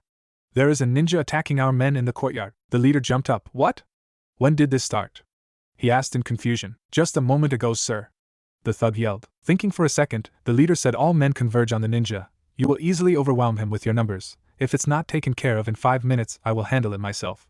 He ordered seriously. Nodding quickly, the thug yelled, yes sir, before running out of the tent with the leader's private guard behind him. Leader-sama? Did you want me to fight too? A worn-out Naruto spoke from his place next to the leader's chair. No, Higure-san. I have one last question about what happened, then you can rest in my personal quarters with my prisoner, while I handled the moronic shinobi that dares attack my camp. Higure raised a brow, and thought, am I just that lucky? Or are all these thugs just that stupid? Hi Leader-sama, what is it that you want to know? The leader turned to face Naruto. As you know, there has been 2 other traitors found this week. Both of them seem to be part of a larger plan. I think there is someone trying to overthrow me. Naruto put on a shocked expression. What makes you say that, Leader-sama? With a frown, he replied, it was something they said before we killed them. What was your traitor's last words? Naruto put on an act of concentrating really hard. I think he said he was gonna kill us all, then you and take your cash and light it. The leader blinked in shock. Oh, well, that doesn't really fit with the others. Maybe this one just got greedy. Naruto nodded. That's what I was thinking. Leader-sama. He's killing all our men, said a man running into the tent. The leader sneered at the newcomer. Fine, I'll deal with him, but first let me grab my armor. Higure, get some rest. Naruto, or Higure nodded.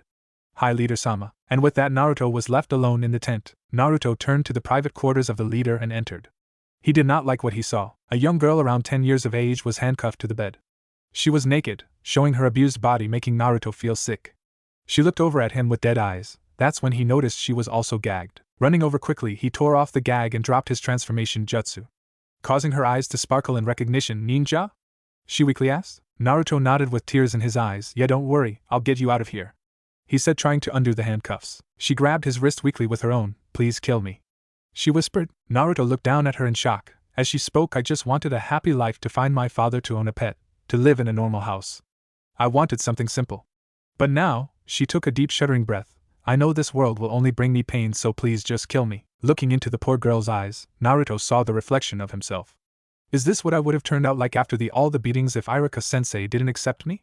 Or if I never met the fox? Naruto met her gaze with his own determined one. I will save you. You won't be part of this world anymore, but you will have all that you want, Naruto promised while weaving a few hand signs. Putting his hand on her forehead, Naruto quietly stated, Ninja art, soul drain, and absorbed her body into his own. Clutching his head, Naruto forced down the second part of his jutsu with the help of the Kyuubi. Hurry kid, you can come handle this when you fall asleep tonight. You must meet up with your teammates. Forcing himself up and reactivating his transformation, Naruto thought in reply, thanks for the help, Fox, you're right. And with that, he grabbed a backpack full of stolen cash and trophies and cut his way out of the eastern side of the tent with the stolen sword. Sasuke and Sakura. Placing down an explosive tag on the east side of the tent, Sakura turned to Sasuke, still in disguise. That's the last of them. At that moment, a blade cut through the tent covering next to them, and out popped a thug with a backpack on. Oh, please tell that are you guys right? Team? Sakura? Sasuke sighed and dropped the technique. Yeah, dope, it's us. What would you have done if it wasn't? Naruto turned to Sasuke and scratched the back of his head sheepishly. Fuck shit up. Sakura dropped her technique with a sigh. Naruto, you baka. We should move now, Sasuke said seriously. Naruto raised a brow at his teammate. Why team? Sasuke looked over towards the center of the camp. It's 6 o'clock. And that's when the first explosion went off. Kakashi ducked under a spear and guided it into the stomach of another thug. He then slipped between the strikes of 2 swords and impaled the users on them with a simple push. Kakashi sighed. Well, at least I'm getting in some practice, he thought. At that moment, a kunai hit the ground in front of Kakashi, causing the thugs to back up. The leading ninja stepped out of the crowd with an evil smirk. Well, a lonely ninja has wandered into our camp. Tell me, why I shouldn't kill you right now, he said as he unsheathed a basic sword and took a fairly decent stance. Kakashi looked up at the nin. Maybe you should just turn yourself in. The leader and his band of thugs' laughter bellowed into Kakashi's ears, making him realize he was now surrounded. I am a disciple of the great ninja Yajirobe Moku. What makes you think you can even stand up to someone of my level? The leader said with a smile. Kakashi just raised a brow. So you are a disciple of a Chunin, making you what? Around Chunin level yourself at best. Correct? He asked. The leader sneered at Kakashi. Scared now, ninja? He said mockingly. Kakashi pulled out an explosive seal stealthily as he began talking. Not at all. At your age, I was captain of the ANBU Black Ops in the Leaf Village. Although at the moment I'm only a lowly AA ranked elite jonin. So sorry to disappoint, but I think you're a little out of your depth here, Kakashi said with an eye smile. The leader had gone pale at the Kakashi's statement. HHA. I can tell you're lying. Just trying to intimidate me? Hoping to catch me off guard, right? He stated nervously. Kakashi shook his head. Not at all, although I'm sure this'll catch you off guard. With Chakra pushing out of his feet, Kakashi leapt high into the air while throwing down a single kunai with an explosive seal attached to it. BOOM! The explosion set off a chain reaction for all the other seals in the camp. They exploded, killing or injuring every thug in the camp and pushing Kakashi higher into the air. Looking down, Kakashi could see the heavily burned ninja escape the worst of it with a late substitution jutsu. Shit, I thought he'd be flung this way so I could capture him. He's on the other side of the camp. Kakashi looked where the ninja was heading and saw his squad in the ninja's path. I hope they can handle him, cause I'm gonna have my hands full with over 50 ticked off thugs. Kakashi landed and sprinted back to the camp while dodging a large amount of thrown spears, many arrows and some kunai. Good luck, guys, he thought to his team. Seeing the target fleeing from the fighting scene, Team 7 sprang into action immediately. As Naruto unsealed one of his shuriken, Sasuke and Sakura jumped behind him and into the smoke of the unsealing, completely out of view as Naruto charged at the ninja. Sasuke yelled to Naruto, "Remember, we need to capture him alive, Naruto." Naruto nodded, "Yeah, I got it." Naruto jumped into the air and threw his shuriken straight at the ninja who only just saw them charging at him. Shit. More leaf ninja, he yelled as he dove out of the way of Naruto's shuriken which stuck in a nearby tree. He looked up in shock as a shuriken that was in the shadow of the first tore his arm off, causing him to scream in pain. Falling through the air, Naruto yelled, "Now Sakura!" Hearing the call, Sakura focused the perfect amount of chakra into her feet and started skating across the ground going at an incredible speed. As she passed the ninja, she stuck her arm out and clotheslined him with enough force to flip his body around twice and land underneath the tree-embedded shuriken on his head with a painful crack. Turning around, she yelled, "Your turn, Sasuke." Then she looked up to see the first shuriken Naruto threw poof to reveal Sasuke right above the target. "Gotcha!" Sasuke yelled as he rammed 4 kunai into the man's shoulder and leg joints, pinning him to the ground and preventing his escape. The ninja screamed before Sasuke dropped a solid knee into the ninja's sternum, knocking him out instantly. Naruto landed from his leap and gave a thumbs up to the others. Mission accomplished. Good work, team. They turned around to see Kakashi walking over to them with blood on his sleeves and a good portion of his chest. Luckily none of it was his. I must say that was one of the most stunning displays of teamwork I've ever seen. Sasuke smirked at their sensei. Would you expect anything less, sensei? With an eye smile, Kakashi spoke, "All right, team, let's head back into town to collect our payment and turn in this guy." "Hi, sensei." Waving goodbye to the chubby mayor of the small town, Team 7 was set on their way back to the Hidden Leaf Village. "All right, troops, we'll camp at the first grounds we find and tomorrow we'll do the full trip home," spoke Kakashi with an eye smile. "Hi, sensei," the team responded tiredly. Considering it was 11 o'clock at night, Kakashi thought it understandable. Finding a little clearing and Naruto unsealing the team's tent, the wiped-out team congratulated each other on a successful mission and fell asleep almost instantly. Excited for the journey home and the reports they had to give to the Sandaime, Mindscape, Kit, the girl seemed very shaken when she arrived. But she seemed to calm down once she realized she could never be hurt like that again. The fox said to Naruto upon his entrance. Naruto looked at the still battered, bruised and undressed girl, curled up on the couch asleep. "Well, I guess it's time for me to finish my technique, otherwise she'll be overwhelmed by my consciousness." Quietly approaching the girl, Naruto finished his set of hand seals and pulled on her chakra. The end result was her body falling off the couch as an empty shell while her consciousness stayed asleep on the couch, now looking much healthier without the injuries of a body. And Naruto absorbing the physical abilities of the girl. Naruto imagined a pale pink sundress on her small frame, and suddenly it was there. Picking her up, Naruto imagined a bed next to the couch, and so it appeared. Placing her down on the bed, Naruto and Mizuki had a long, decent look at her. She lay on her back in a pale pink sundress. With shoulder-length white hair, she appeared to be very young, age 8 maximum. Taking a look at her face, Naruto noticed some strange birthmarks and pointed them out to Mizuki. "Hey sensei, look at this." Mizuki looked towards her face and recognized the marks instantly. "That's the birthmarks of a Hokage. Their warriors were legendary before they died out. Indeed, there were 2 red dots on her forehead, and her eyelids were red as well. I wonder how she survived alone like this?" She slowly woke up at Mizuki's loud statement. Seeing Naruto, she focused on him. "Ninja-san? Why didn't you kill me? They'll just come back for me again." Startled that she awoke, he turned to her. "Oh hey, I didn't expect you to be awake already. Kit, she's just a soul now, spirits don't need to sleep." Hearing the huge voice, the girl turned around to see the Kyuubi in all its fearsome glory. "Is that a kitty?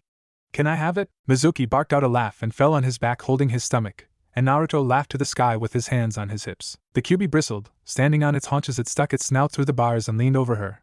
"I am the almighty Kyuubi, conqueror of lands, the 9-tailed demon fox." The girl smiled and patted the end of Kyuubi's snout. "I'll call you Q-chan." This had Naruto and Mizuki falling onto the couch laughing so hard they were crying. "Eh ha ha ha ha ha ha Kyu-chan. Ha ha ha ha ha." Turning back to the laughing duo, she sees Mizuki for the first time. "He has white hair like me, and hazel eyes so close to looking like my green ones." Walking over to a now, mostly calm Mizuki, she pulled on his shirt to get his attention. "Hey mister?" Mizuki looked down at her still smiling. "Yeah kiddo?" Swallowing, she let out a quiet, "Are you my dad?" This made all of the laughing stop. Mizuki looked at the little girl in shock. I'm sorry, but no, I'm just Mizuki. I haven't had a child. Hearing this, the girl looks down to the floor sadly. Oh, I just thought. She sniffed a little, trying to hold back tears. Sorry, it doesn't matter. Mizuki looked at the sad little girl and pulled her into a hug, thinking, I don't know if I'm asking this because the QB took away all my dark emotions or if I really do care, but I can't just watch such a young child be miserable. Hey there, what's your name? With another sniffle, she spoke quietly. I don't have one, but the people that have owned me called me different things. My favorite was Naomi. Smiling at Naomi, Mizuki asked. I know I'm not your biological dad, but if you want I can be your dad for as long as we're here together. Naomi's eyes lit up, smiling at Mizuki. Really? Mizuki picked her up in another hug. Of course, Naomi-chan. With happy tears in her eyes, she hugged him with all her strength. Ota-san. Naruto looked at Kyubi. Well, this is unexpected, indeed. You want to eat her body while she's distracted? Oh yes. I've been waiting for another meal. Stealthily grabbing the corpse, Naruto threw his between the bars where Kyubi swallowed it whole to avoid making too much noise. Naruto approached the new family. So Naomi, you seem to recognize a ninja technique pretty quickly. Is it possible that you knew because you can do some yourself? Naomi turned in Mizuki's arms to face Naruto. Yeah, but only the 3 things that my first owner taught me. The fox hummed in disappointment. It seems you will only be able to use her bloodline ability for what she was capable of when you did your jutsu kit. It is unfortunate that you won't be able to advance such an incredible bloodline further. Mizuki put Naomi down in front of him. So what can you do, Naomi-chan? Fiddling nervously, Naomi pointed at the wall near Kyubi's cage. Bone bullet, she exclaimed, shooting her finger bone at the wall at an incredible speed that Kyubi was barely able to follow, making a large crack in the wall as the bone drilled into the wall. Naruto opened his eyes wide in shock. WOH, that was awesome. Mizuki smiled at his daughter with pride. That is amazing, Naomi-chan. Smiling, Naomi shouted, I can do more. Hidden bone. A sharp bone poked out of the underside of her wrist joint and extended forward about the length of a kunai. Getting Naruto's attention, Kyubi said, Kid, that skill would be perfect for up-close combat. And with the bone bullets as well, you'll never have to buy kunai again. Grinning at the information, Naruto said, oh man, this is gonna be so sweet. I can do one more, but you can't see it, Naomi said to the 3 others. Mizuki blinked in shock. Huh? Why not? Naomi grinned. Because I'm doing it right now. The 3 just looked at her in confusion. Doing what, Naomi? Naruto asked. The armor of bone jutsu. It's a defensive technique that creates and moves plates of bone underneath the skin of the whole body to make an armor everywhere at once. When I was learning this technique, a stray kunai hit me right in the belly and bounced off, barely even leaving a small cut that didn't even bleed. It didn't hurt at all, Naomi explained with an even bigger smile, if that was even possible anymore. Picking Naomi up and cheering, Naruto yelled, YTTA. Noon will stop me now, Naomi-chan. Thanks a ton. With these new skills, no enemy will stand in my way. Putting Naomi down, Naruto turned to the other 2. The sun's coming up now. I'm gonna go practice before my team wakes up. CYA next time I'm asleep. He then ran down the corridor and into his body, excited of the use of the new skills. Naomi pulled on Mizuki's arm again. Hey Tu-san? What is Ninja-san's name anyways? Mizuki smirked and sat on the couch with Naomi by his side. His name is Naruto Uzumaki, and at the rate he's growing, he will be Hokage one day. Getting up, Naruto looked around to see that Sasuke had left the tent. Probably more training. Hey, he does owe me a spar. Climbing out of the tent, Naruto saw Sasuke standing upside down on a tree branch doing crunches. Morning team, Naruto said. Sasuke just grunted in reply before doing 2 more and dropping down in front of Naruto. Morning Dobe, did you realize you sometimes talk in your sleep? At that, Naruto looked at Sasuke thinking, oh shit, what did I say? What did he hear? I'm so dead. What do you mean, Sasuke? As I was walking out of the tent, I heard you mumble, with these new skills, no enemy will stand in my way. Did you uncover a secret technique or something on the mission? Sasuke asked point blank, forcing Naruto to give him a straight answer. Naruto started to panic. Crap, double crap on a stick. What do I tell him? Kit, just repeat after me, okay? Turning to Sasuke, Naruto spoke. Well, in all honesty, Sasuke, I'm a little freaked out. You remember when I thought there was a prisoner in that ninja's tent?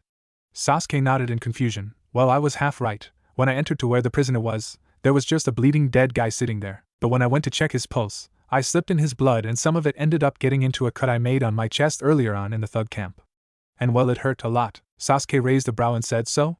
You think you may have contracted something you can use from his blood as a weapon? Scratching the back of his head, Naruto looked at Sasuke seriously. I don't think. I know. And in a dramatic movement, Naruto whipped out his new hidden bones and showed them to Sasuke. I did it by accident when I was in the tent, grabbing the attention of a thug, and on instinct, I leapt at him and the bones slid into his skin so easily. But he screamed, drawing the attention of the last thug in the tent. I turned and pointed at him, and suddenly, Naruto pointed to a nearby tree and shot off a bone bullet. That happened. Sasuke just looked between Naruto and his new weapons in shock. Is that seriously your bones? Nodding, Naruto faked fear. I don't know what to do, Sasuke. What if my bones keep growing out of me? I mean, I've noticed they grow back almost instantly, but seriously. This sucks. Sasuke grabbed Naruto's shoulder and slapped him. Keep it together, Naruto, this team needs you. I don't care if you randomly shoot bones from your body, and neither will Sakura. You're our teammate, Naruto, and honestly you're my brother now. I will always help you like you've done for me. Alright? Now pull yourself together. Naruto looked at Sasuke in real shock. You think of me as a brother? Scowling, Sasuke replied, yeah. I don't know when it happened, but the fact remains that this team is the last thing I have left. I will protect the last of my new family with all that I am. Naruto sat in silence before hugging Sasuke with tears in his eyes. Thanks, Aniki. I've never had a family. Looking up at Sasuke's face, Naruto realized Sasuke was glaring at him with red eyes. Just because you're my Otuto doesn't mean I won't hurt you. Get off. Now, Naruto jumped away just as Sakura and Kakashi jumped out of the tent because they heard Sasuke yelling. Naruto, Sasuke, what happened? Why were you yelling? Kakashi asked, his eyes scanning the trees for any possible threat. Looking up at their sensei, Sasuke said, nothing's wrong, Naruto just startled me. Sakura looked at Sasuke's eyes. Sasuke-kun, your eyes are red. That caught Kakashi's attention, causing him to look at Sasuke's eyes. What Kakashi saw shocked him. Sasuke, you've activated your Sharingan. Sasuke's eyes turned to Kakashi. Really? I think I'd know if I activated my own bloodline, sensei. Look at me, Sasuke. I want you to watch this. Kakashi said, running through hand signs. Ninja art. Chameleon jutsu. Now Sasuke, walk over to where I'm pointing. Naruto, Sakura, be quiet. Sasuke walked over to where Kakashi was pointing. How is this meant to prove I have my Sharingan? Kakashi nodded. The Sharingan automatically sees through Genjutsu, and you just saw through mine. Naruto, Sakura. I want you to walk over to where I'm pointing now. Naruto frowned while Sakura said, but sensei, we can't see you. You disappeared once you used that Genjutsu. Undoing the Genjutsu, Kakashi turned back to Sasuke. Now do you remember that jutsu I just performed? Yeah, I want you to tell me about it. Confused, Sasuke suddenly realized he knew how to do the jutsu flawlessly and all the details about the jutsu itself. The jutsu uses chakra to manipulate the signals between a target's senses and their brain to make it appear as if the user doesn't exist. How do I know that, sensei? Kakashi, I smiled. That's the power of the first stage Sharingan. Names and details? Kakashi Hatake and Team 7 returning from C-Rank clean-up mission. Looking up from his clipboard, Izumo smiled at Kakashi. Welcome home, you guys, and 3 days earlier than expected too. Nice work. Naruto smiled at the gate guard. Thanks, Izumo-san. Sasuke just grunted out his classic HN. While Sakura's face lit up with happiness at being praised, Izumo smiled back to them. Don't need to thank someone for telling the truth. The Hokage will be waiting for you. You know how he is. Thanks, Izumo, said Kakashi. We'll be on our way. Catch y'all later. Izumo nodded. CYA. Taking the first few steps into the village, Kakashi turned to his team. Alright guys, we'll head to the Hokage Tower and report the full mission, then everyone go home and clean up. We'll have some light training this afternoon, and then I'll buy dinner. Consider it a reward for your first successful C-Rank. Hi sensei, the team chanted back, happy with the idea. Smiling at the others in her team, Sakura jumped onto a nearby rooftop. Race ya there. And off she ran. Running after her, Naruto yelled, hey, you cheated. No head start. That's when Sasuke flew past him. Aniki, wait up. Kakashi was shocked at how Naruto addressed Sasuke, and many nearby villagers threw insults at Naruto, saying things like, how dare that demon try to befriend our Uchiha. Yeah, trash shouldn't mix with treasure. Kakashi appeared behind the two gossiping villagers. Excuse me, what did you say about my students? He said casually with a kunai knife in hand. The villagers turned scowling until they saw that they were talking to a jonin. Oh, nothing at all, sir. Yeah, we were talking about the birds. Yes, the birds. Kakashi just looked at them. That was the worst lie I have ever heard, and I lie at least twice a day.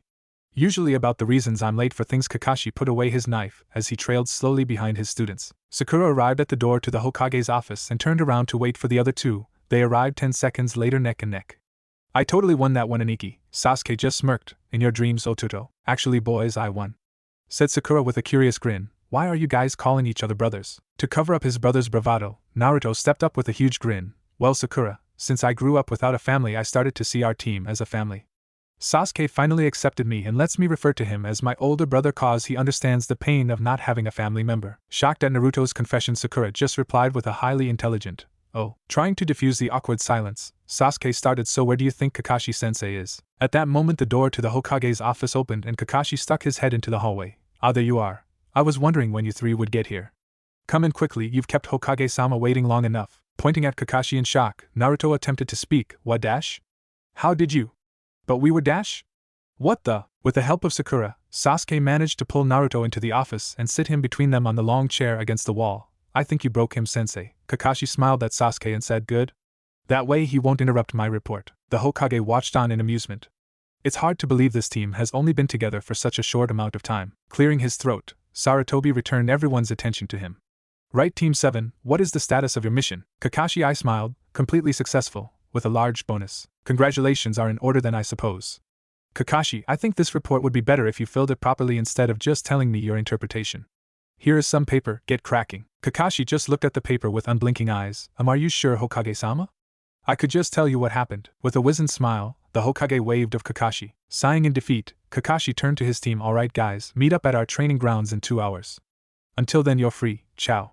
And Kakashi disappeared in a puff of smoke. Naruto turned to the Hokage. Hey Gigi, can we talk to you for a second? Raising an eyebrow in curiosity, Sarutobi replied, sure guys, what's wrong? Naruto and Sakura both looked at Sasuke. With a sigh, Sasuke looked at the Hokage and sent chakra to his eyes. The Sharingan? Sarutobi asked, quite stunned. I must say Sasuke, it's quite amazing for you to have activated it at such an age. But I guess it's time now, said Sarutobi, while reaching into one or the many drawers in his desk. Sasuke frowned in confusion. Time for what, Hokage-sama? With an aged smile, the Hokage pulled out a scroll with the Uchiha symbol on it. After the incident involving your clan, the council and I decided that throughout the stages in your life you will receive one of the scrolls left by your clan. This one teaches about the visual genjutsu used by your clan. Once you master these genjutsu, your Sharingan should have increased into the 2nd stage. At that time I will give you the advanced fire jutsus of your clan and the 2nd stage sword scrolls. Looking at the scroll in shock, Sasuke thought hard. Thank you, Hokage-sama. But when it comes to the sword style, could I swap it for the scrolls on tracking? The Hokage looked at Sasuke in shock. Tracking? I didn't know that was where your interest lies, Sasuke-kun. Alright, that's acceptable. Master those visual jutsu and I'll have the next scrolls ready for you. With a smirk, Sasuke bowed to Sarutobi. Domo arigato, Hokage-sama. Sarutobi smiled back. It's the least I can do for the shinobi of my village. Is there anything else you need, Team 7? Naruto looked up. Gigi? I got a question about a couple of jutsu I recently stumbled across, said Naruto seriously. Sarutobi's eyes widened in recognition. Of course, Naruto-kun, we can discuss that now if you want. Privately? He said pointedly, looking at Sasuke and Sakura. Sasuke got the message. Alright, Otoro, we'll get out of your way. Come on, Sakura. Hi, Sasuke-kun. So long. She hesitated, looking hopefully at Naruto. Ni-san? Naruto froze in shock before smiling widely and hugging Sakura. He whispered, see you later, Wani-chan. Stepping away from the hug with a smile, Sakura bowed to the Hokage and grabbed Sasuke's hand and ran out of the office, waving to Naruto. Sarutobi watched the scene with a happy smile. It seems your little family is starting to grow, Naruto-kun. Turning back to the old Kage, Naruto replied, yeah Gigi, they're finally accepting me for who I am. I'm happy for you, Naruto. Do you remember the promise you made me when you became a genin? Sarutobi asked, his smile slowly becoming a frown. Tilting his head to the side, Naruto asked, yeah Gigi, how could I forget? I took those words as my nindo. I will protect the village and the will of fire no matter what, and I know my team will help me. And what if a member of your team tries to extinguish the village's fire, Naruto? That question froze him. What do you mean, old man? They'd never do that. I know they wouldn't. But what would you do? Naruto stared at the desk in front of the Hokage, stuck in his thoughts. How could I choose between my family and my village? QB, I need some help. Just answer me this, kid. Would you want someone in the next generation to live like you have? Alone? Hearing the QB's question, the answer to Sarutobi's became clear. Making eye contact with the Hokage, Naruto answered seriously. I'll do whatever it takes to ensure the will of fire lives on into the next generation. I will burn through all forces that try to extinguish the fire. And I will rise on top. Sarutobi leant back in his chair. Good, Naruto.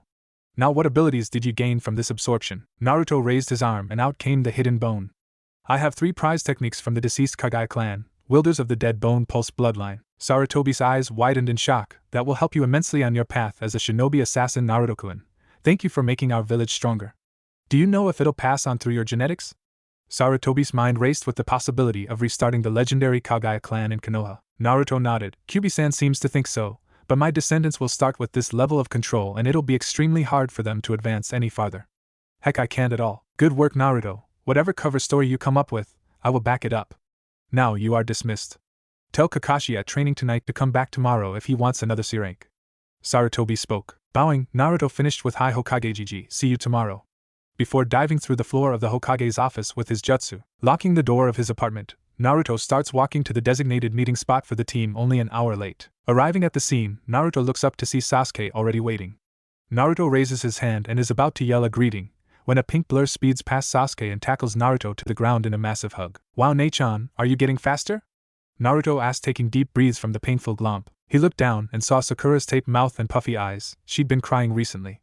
Nei-chan? Sasuke was the one to answer him. I told her about your condition, you know, with the bones. Looking at Naruto's face, she asked MMF. Helping Sakura back up onto her feet, Naruto taped her mouth shut. Yeah, it hurts a little, but I'm getting used to it, and besides it's nowhere near as painful as Iruka-sensei's history lectures. Even with the tape on, the boys could see Sakura's smile reach her eyes. MMF? Yes, really. Actually, I wanted to tell you guys about the Hokage's theory on how this happened, said Naruto, remembering the story he and Kyuubi fabricated during the small break. Appearing in a puff of smoke, Kakashi started. That sounds like it would be a good idea, Naruto. In fact, we will go around the group and discuss how you each think the second part of the mission went, starting with you, Naruto. Hi, Sensei, Naruto said with a nod. Well, my part in the mission went pretty much exactly as I planned up until I replaced someone who held some power inside the group. Then it got pretty interesting. Naruto thought back to the mission and recalled his cover-up version. The big bad leader ninja asked to see me to discuss the betrayal of the man I originally posed as, and he just asked me these really random questions until Kakashi-sensei's distraction started. Which the leader ninja forgot about me and rushed out to the battle, so I snuck around placing explosive seals under all the important-looking stuff. I was doing well until I came to the private quarters of the ninja. There was a dead guy just dumped in the corner of the room. I didn't realize he was dead at first, but well, Naruto trailed off, forgetting where his story went after that. Fortunately, Sasuke thought that Naruto was just having difficulty retelling the traumatizing event. It's okay, Otuto, I'll tell him the rest.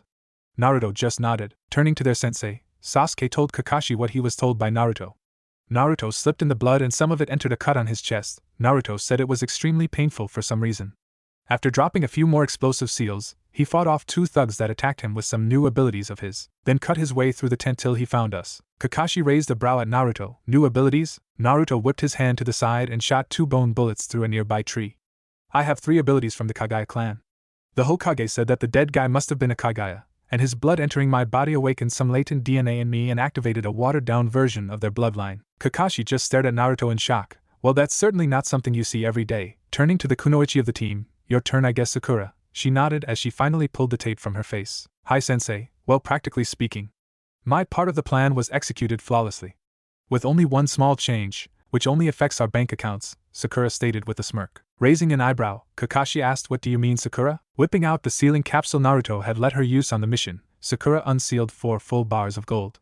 Giggling at the boys' shocked faces, she said, I reckon 1 each? Kakashi stared at the gold bars Sakura just handed to him. Sakura, just 1 of these bars would be enough to buy a whole clan compound and renovate the whole thing. Sakura stuck her tongue out jokingly. Well, I guess we won't be doing missions for the pay for a long time, nay? Sasuke looked at his bar and whispered, maybe I can afford it after all. But Naruto heard him. Afford what, Aniki? Sasuke looked up and realized everyone's attention was on him. With a sigh he started, well, I guess it's time for my report, right, Sensei? At Kakashi's nod, Sasuke began. My part of the plan went perfectly. Exactly as planned, I also found a certain weapon I may have a calling for. What do you mean, Sasuke-kun? Asked Sakura. I found a grappling hook and used it for over 3/4 of my kills, using it to grab, ensure and kill thugs left and right. The only actual weapon I've seen that may work the way I use the hook is a Kusarigama.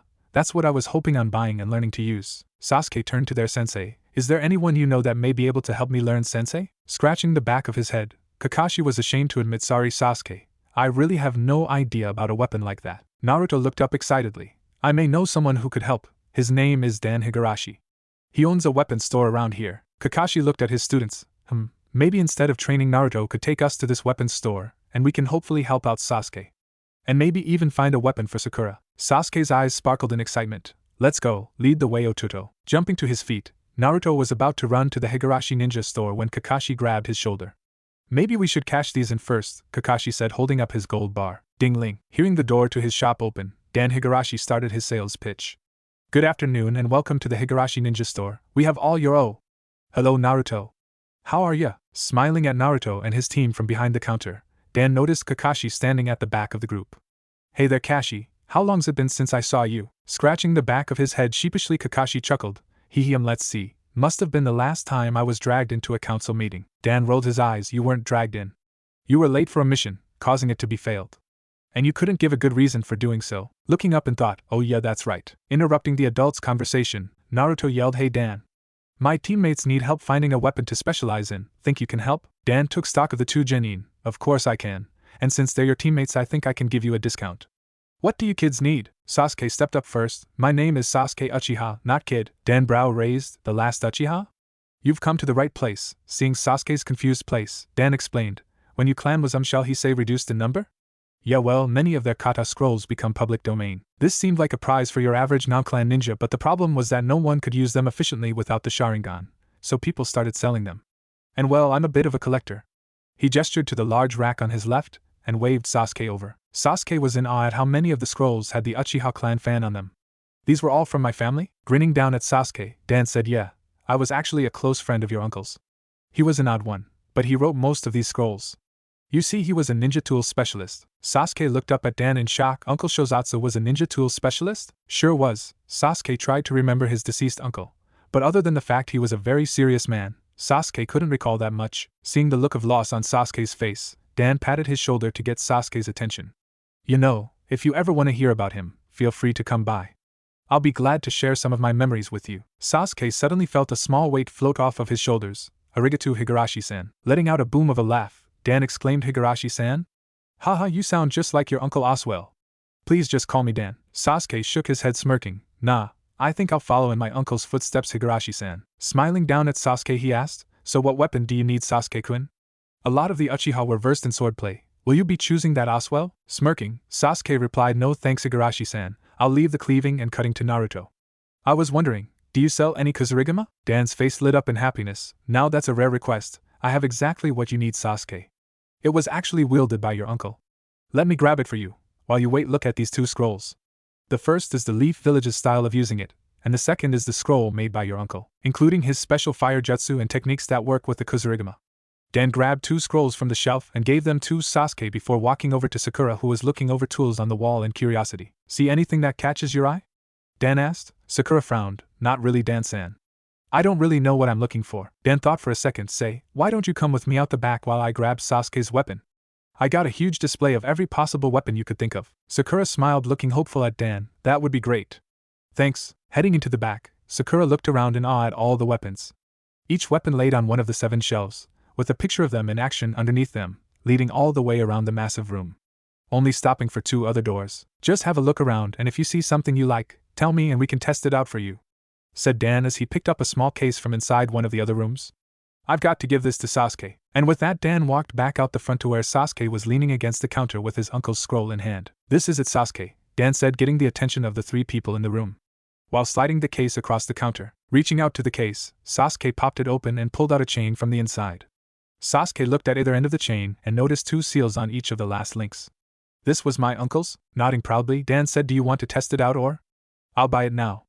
Alrighty. Handing over a large wad of cash to Dan, he asked, I assume the seals are storing either end of the weapon? Dan winked while handing Sasuke his change and a piece of paper. You got it. Here's some notes show had on the seals used on this baby. Trust me, it can do much more than you think. Reading the piece of paper, Sasuke grabbed one end of the chain and pressed it to his chest. Glowing for a second with chakra, the chain suddenly wrapped itself around Sasuke's torso, over his left shoulder, and around to his right hip. Picking up his scrolls, Sasuke bowed deeply to Dan.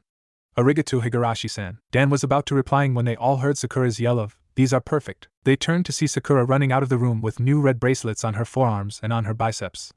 On each of her pointer fingers was a little red ring. Dan-san, can I purchase these? Smiling at the girl's excitement, Dan said, of course, Sakura-chan, but don't you want to show your teammates what they are first? Nodding quickly, Sakura held her arms out to the side and sent chakra into each new accessory. A seal on each band glowed for a second before Sakura's arms disappeared in a rainbow glow. When she swung them out of the glow, Sakura showed her new weapons to her teammates. On each arm, a long red and black painted steel bracer followed from her wrist to halfway up her biceps. On her hands, she had completely steel gloves which somehow didn't restrict her movement at all. They ended in sharp claws that extended about an inch past her fingers. Dan asked Sakura, did you grab the information sheet sitting under the weapon? Nodding, Sakura pulled out the sheet. It says these arm braces are chakra conductive, meaning if I send plain chakra through them they'll get much stronger, and if I send my elemental chakra through them, they'll gain a special property depending on which type it is. Looking back at the sheet again, Sakura read they also carry a paralyzing agent in the claws, so I'll have to buy a few bottles of that agent in case the claws empty out, but they only release the agent when I want them to. Kakashi nodded appreciatively as Sakura deactivated the braces, returning them to being red bands on her arms and fingers. Great choice, Sakura. Dan looked on a little worried, but Sakura, did you see the price tag? It may be a bit more than. Sakura pulled out 4 wads of cash and put them on the shop counter. Would you like a second pair? Dan said as his eyes lit up with dollar signs. Laughing at Dan, Sakura grabbed a set of chakra weights from a shelf near the counter. I don't think that'll be necessary, but these weights would be useful. Do I need to pay more or is that still enough? The dollar signs gleamed in the light. It's still more than enough walking bank, I mean Sakura-chan. Dan said, grinning oddly at her. Backing away slightly, Sakura said, keep the change then. Laughing at Sakura and Dan's interaction, the boys of Team 7 started dragging their sensei out the door. Thanks a lot, Dan. We'll come back again soon, okay? Maybe I'll bring more friends next time. The dollar signs grew larger. Great idea, Naruto. Bring all your rich friends here. Sakura followed the boys out, closing the door behind her. Arigato, Dan-san. We'll see you later. And off they went. Sitting down and staring at the 4 huge wads of cash in front of him, Dan grabbed the top one and started flicking through, counting out the cash with a huge grin on his face. Thank the log for little ninjas and their growing need for weapons. Alright guys, did you want to stay in the village for a while and do D ranks? Or ask Hokage-sama for a C rank? Sasuke just looked at their sensei. No D ranks. Never again. Naruto and Sakura nodded in agreement, sweat dropping at his students. Kakashi said, okay. Well, we could grab one tomorrow morning. That way we can go over the mission setup, plan for what's gonna happen, and leave in the afternoon. Naruto smiled up at Kakashi. Or you could go grab the mission straight from the Hokage himself right now, and meet up with us for dinner at Ichiraku's. Sakura thumped Naruto on the head. Nibaka. We're not going to Ichiraku's again. Sasuke looked up at his sensei. But Otudo has a good idea about the mission. We'll wait here for you, sensei. Go grab one. Quick, Kakashi sighed. You all want a mission so soon? They nodded. Alright, fine. I'll meet you guys in the Falling Leaf. It's just a few blocks over and it's a pretty decent place. Also, I think it has ramen too. The Falling Leaf. Naruto yelled and ran down the street. Sakura yelled to the distant Naruto, you're going the wrong way. Damn, he didn't hear me. Kakashi-sensei, go get the mission. Sasuke-kun, go get us a table, and I'll go get our Naruto. Sasuke just grunted out a HN while walking away, and Kakashi managed a chow. And poofed into smoke. Smiling at the situation, Sakura sent Chakra to her feet and skated at an incredible speed after Naruto. With Kakashi appearing at the mission hall in his signature puff of smoke, Kakashi realized the active missions were closed for the day and everyone was packing up. Kakashi, what brings you here so late? Turning, Kakashi saw the Hokage, who was getting ready to leave for his office. Hokage-sama, my team wanted me to grab tomorrow's mission tonight so that we can discuss plans and tactics before heading out tomorrow. Gesturing to a stack of scrolls, the Hokage stated, unfortunately you were late. Again. So all the missions are packed up. The Hokage was interrupted by a knock at the door and a semi-nervous old drunk guy poked his head through the opening. Excuse me. I was told I could find the leader of this super village here. With a grin, the Hokage tilted his hat to the man. I thank you for referring to my village as super. I am the Hokage. How may I help you? Stumbling in shock, the man stood up straight. Oh, sorry. I was hoping I could apply for a C-rank escort mission. That's the cheapest you've got, right? The Hokage nodded to Kakashi. I think you've found your mission, Kakashi. Turning back to Tzuna, he said, this is one of my Jonin, Kakashi. He leads the best team of genin we currently have. Would that be enough protection, mister? Smiling, the man said to Tzuna. Tzuna, the bridge builder. And I think a Jonin and his squad would be super.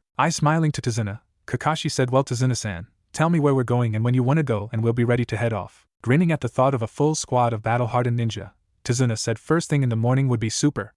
We'll be heading to the land of waves so I can build my bridge. Can you look after me until I'm done? Nodding, Kakashi answered, of course, Tzuna-san. We will see you at the main gate at 7 am. Not a moment later, the Hokage turned to Kakashi. And if anyone is late, I'll see to it that their favorite book is set on fire. Right, Kakashi? Gulping, Kakashi replied.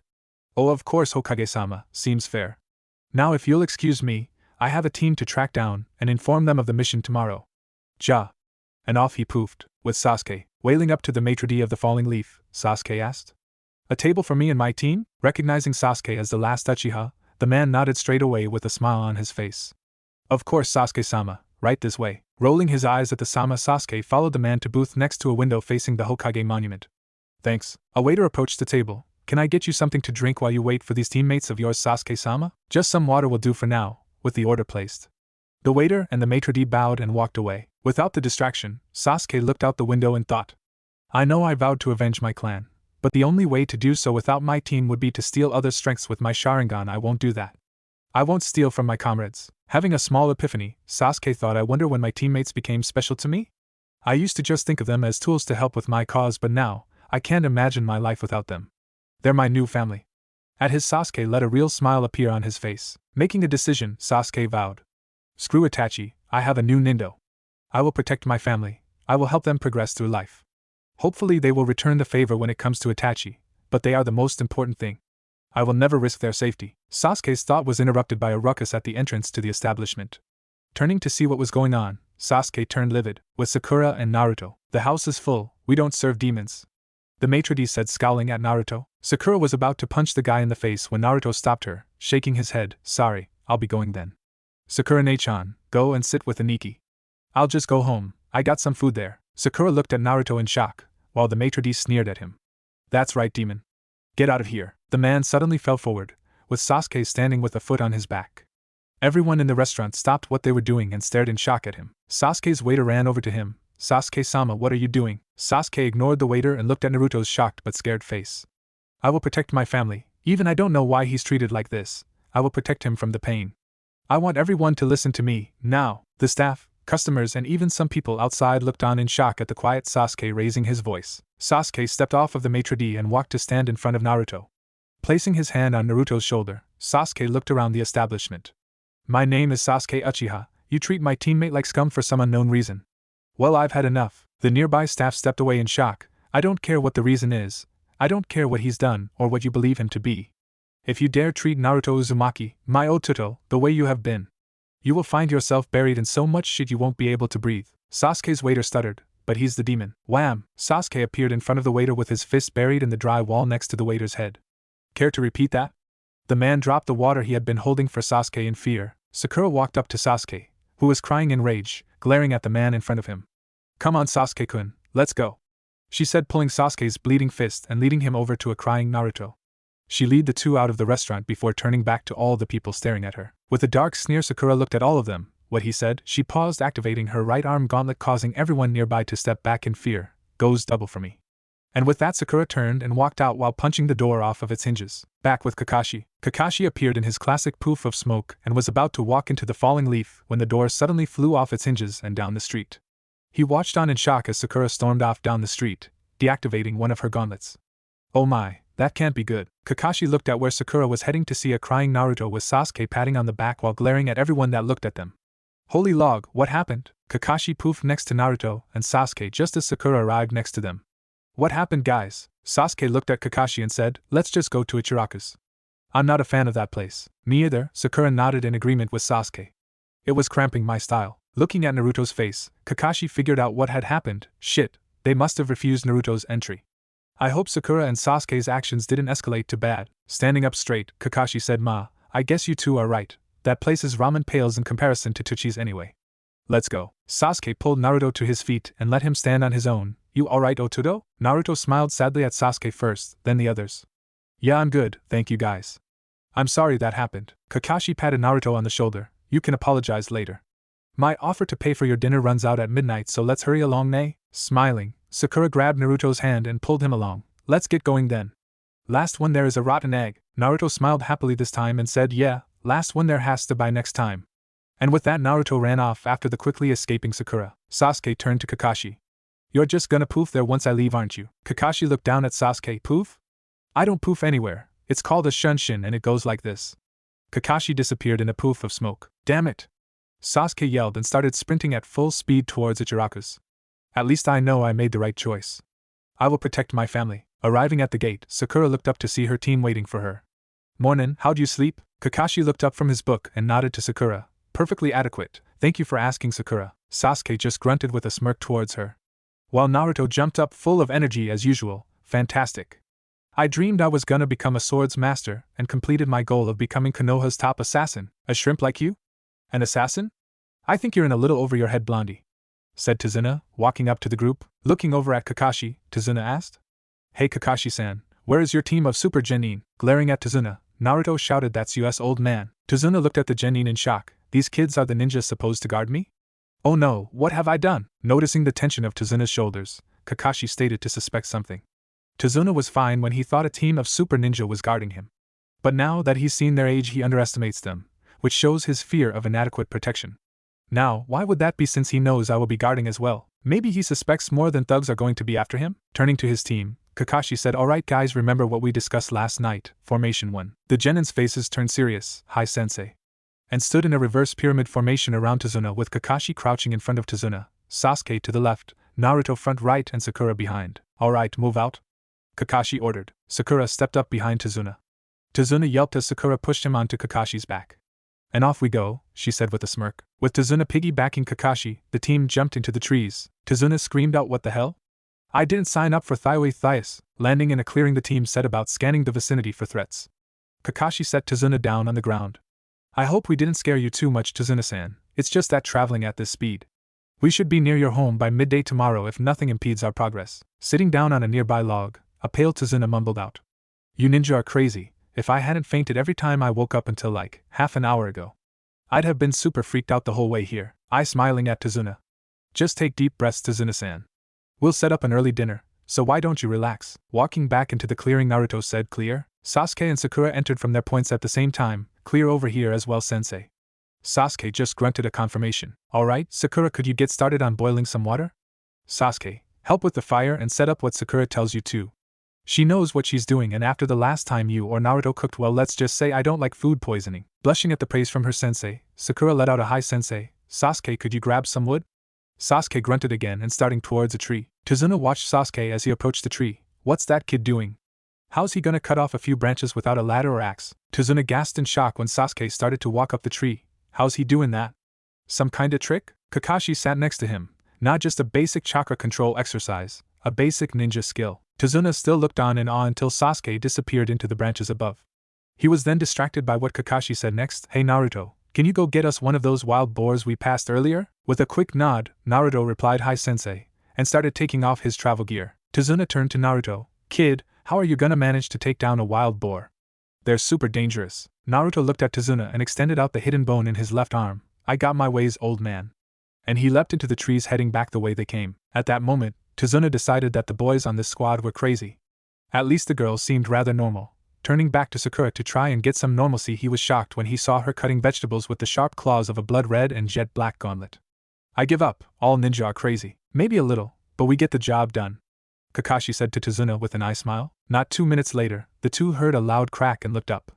Falling through the trees was 3 small branches about the size of a fully grown person. They landed in a perfect pile next to Sakura, who didn't even flinch. About time, Sasuke-kun. I need that fire going now. Landing opposite Sakura, Sasuke said, sorry for the delay. I had to find the perfect branches, otherwise I'll need to create a full fire pit, and we just don't have the time for that. Sasuke picked a branch and threw it into the air above Sakura. Catch. Sakura just smirked and disappeared in a red blur that flew past the log 4 times in a second before sitting back where she was and started to fill a pot that she recently unsealed with water from her canteen. Smirking at Sakura's nonchalant attitude, Sasuke ran through a set of hand signs. Fire style ember. He muttered and spat a small fireball at the pile of logs the branch had become, setting them ablaze in seconds. After that, Sasuke unsealed a metal grate on 3 legs and set it over the fire. It's ready, Sakura. Sakura nodded while throwing the chopped veggies in the now filled pot and set it above the fire to cook. Now we just need Naruto to come back with that boar, Sakura said to Sasuke with a smile. Sasuke couldn't help it. He smirked back to her, watching her face glow in the firelight. She really is quite beautiful. His thoughts were interrupted by a grunt of effort. The 4 in the clearing looked over to Naruto as he entered with a boar that was twice the size of him over his shoulders. This enough, sensei? He grunted as he dropped it in front of Sakura. Kakashi sighed at Naruto while Tzuna stared wide-eyed at the boar. Naruto will only be here for 2 meals, we didn't need such a large kill. Naruto shrugged. Big deal. Sakura concealed the meat in that time-lock seal she bought from Dan-san. Sakura leant over the boar, and using her claws she cut off each of its 4 legs and set them over the fire to burn off all the fur and cook them. I'm gonna clean this up before I seal it, don't want it to pop out all bloody and furry when I use the rest, said Sakura as she turned her attention to the corpse. Tzuna just blinked twice, looked at each of the calm ninja and said one thing.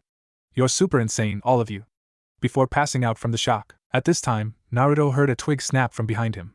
He turned around and scanned the area near the edge of the forest, noticing nothing out of the ordinary, just some bushes, a squirrel darting up a tree, a puddle. Wait a sec, a puddle? It hasn't rained in weeks. Turning towards Sasuke, he started tapping his knee with his ring finger. Hey Sasuke, can you pass the water? I got something in my eye. I want to wash them out just to make sure. Sasuke recognized the tapping for their code of we're being watched, and knowing that Naruto and Sakura were the ones that carried water on these missions while he lugged around the cooking utensils and the chakra handcuffs along with the food, Sasuke deduced that Naruto mentioned water for a reason. Realization hit Sasuke when he realized Naruto was telling him to activate his Sharingan. Why else would he start mentioning his eye? Sure, Naruto, whereabout did you leave it? Hearing Sasuke call Naruto by his name instead of Ototo or Dobe, Kakashi and Sakura tuned into the conversation and started to assess the threat. I think I left my bag behind the fire? To your left? Naruto asked while slowly extending his hidden bone in front of him. Looking behind Naruto's left and noticing the puddle, Sasuke activated his Sharingan and saw through the genjutsu easily. Yeah, Naruto, you're right. There's 2 bottles right next to each other. What do you want? Smiling at his team, Naruto stood up. I want the one on the left. Sakura backed up to Tzuna, standing up as a guard while Naruto and Sasuke suddenly charged at the puddle. Naruto flung out his arm, sending a barrage on bone bullets at the ninjas in disguise, who dropped the genjutsu and dodged to the sides while the chain connecting their wrists was destroyed by the projectiles. Shit, what now, Meizu? The one on the left asked. What do you think goes we attack? The one on the right yelled while diving at Sasuke. Sasuke smirked, and using his Sharingan he dodged a lunge easily while unleashing his Kuzurigama. At one end a foot-long side blade appeared from its seal, while on the end at Sasuke's feet, a ball weight appeared. Spinning the chain expertly, Sasuke threw the side that Gozu, stabbing him through the shoulder. Screaming in pain, Gozu made a lunge at Sakura and Tzuna. But before he could get close, Sasuke pulled back on the chain, wrenching Gozu from the ground, and was wrapped up in the chain. Gozu looked up groggily just in time to see the iron ball flying at his face. Crunch! The ball crushed Gozu's nose and teeth while knocking him out painfully, bringing the battle to an end. When Meizu charged at Naruto, he pulled his arm back, aiming for a stab at Naruto's chest, believing himself to be faster than a mere genin. Unfortunately, he was wrong. Naruto barely slid under the strike, with his bone blade flashing upwards past Meizu. In the one step between Meizu's strike and Naruto's slide, Naruto had slashed at Meizu. Meizu stopped his charge in shock, and fell to the ground in two pieces, his head completely detached from his body thanks to Naruto's speedy swipe. Lowering his guard, Kakashi walked over to the two genin. I must say you two fought exceptionally. Sasuke, you managed to capture your ninja just like a hunter nin would, and Naruto, you finished it in one move like a true assassin. You did amazing. Now leave the interrogation to me. Naruto, make the corpse disappear. Picking up the unconscious captive, Kakashi stepped into the woods, out of sight of the group, leaving the others with the corpse. Sasuke looked at Naruto, who raised an eyebrow back at him. Yeah, I know, Naruto said before holding up a hand sign and diving underground, bringing Meizu's body with him. At this moment Tzuna decided to wake up. Ugh, I don't feel too my god, that's a head. Sakura and Sasuke looked over to where Tzuna was pointing and realized that Naruto forgot to drag the head under as well. Nudging Sakura with his arm, Sasuke asked, do you think these two would have had a price in the bingo book? Sakura smiled before taking a bingo book out of her pouch. Here, Sasuke-kun, once you said you'd become a hunter and tracking nin, I thought having one of these would help. Smirking at Sakura's ingenuity, Sasuke took the book from Sakura's hand and started looking through it. Sakura turned back to the food, seeing that the veggie soup was done. She grabbed a smaller pot of water and poured some rice in. Tzuna-san, would you like your soup now? Or would you rather wait till we have the meat and rice done? After a few moments of silence, Sakura thought he hadn't heard her. She turned to him to ask again when she realized he was still staring at the head, starting to look a bit green. Sasuke-kun, could you please move the head away from Tzuna-san? He doesn't look too comfortable. Looking up from his book, Sasuke nodded at Sakura and let out a HN. He casually strolled over to the head and picked it up by the hair and walked around the other side of the camp and put it behind one of the branches he cut down earlier. Naruto popped up next to Sasuke. Taken care of, guys. Now where's the grub? I'm starving. Sakura frowned at Naruto. Naruto and I, we should at least wait for Kakashi-sensei. Besides, Tzuna-san doesn't seem to feel like eating yet anyway. Naruto was about to retort when Kakashi walked into the clearing, pulling his headband down over his left eye. Well, I got what I need. Tell me, Tzuna-san. Who is Gato, and why does he want you dead? That one simple question made Tzuna nervous. I'm sorry, don't know him. Ask later. Closing the bingo book, Sasuke stood up and grabbed the head. If he's no one, then why did he send the demon brothers after you? They are high C-rank Chunin from the Hidden Mist, known for being ruthless, and their use of highly effective poisons. Tzuna was beginning to sweat now. Maybe it's someone I owe some money to. Sure, it was an overreaction sending ninja after me, but still, I'm sure it's nothing. Glaring at Tzuna, Naruto grabbed the head from Sasuke. So you just made me take someone's life over a lost bet? He shoved the head into Tzuna's face. You think this is worth a few bucks? Look what you've done. Tzuna cringed away from the head, its dead eyes facing Tzuna. Kakashi grabbed Naruto's shoulder and pulled him back. Naruto, that's enough. I'm sure Tzuna-san will tell us why he lied, right, Tzuna-san? Alright, fine. Tzuna said, looking away in shame. Smirking at his victory, Naruto sealed the head into one of the capsules on his belt and passed it Sasuke.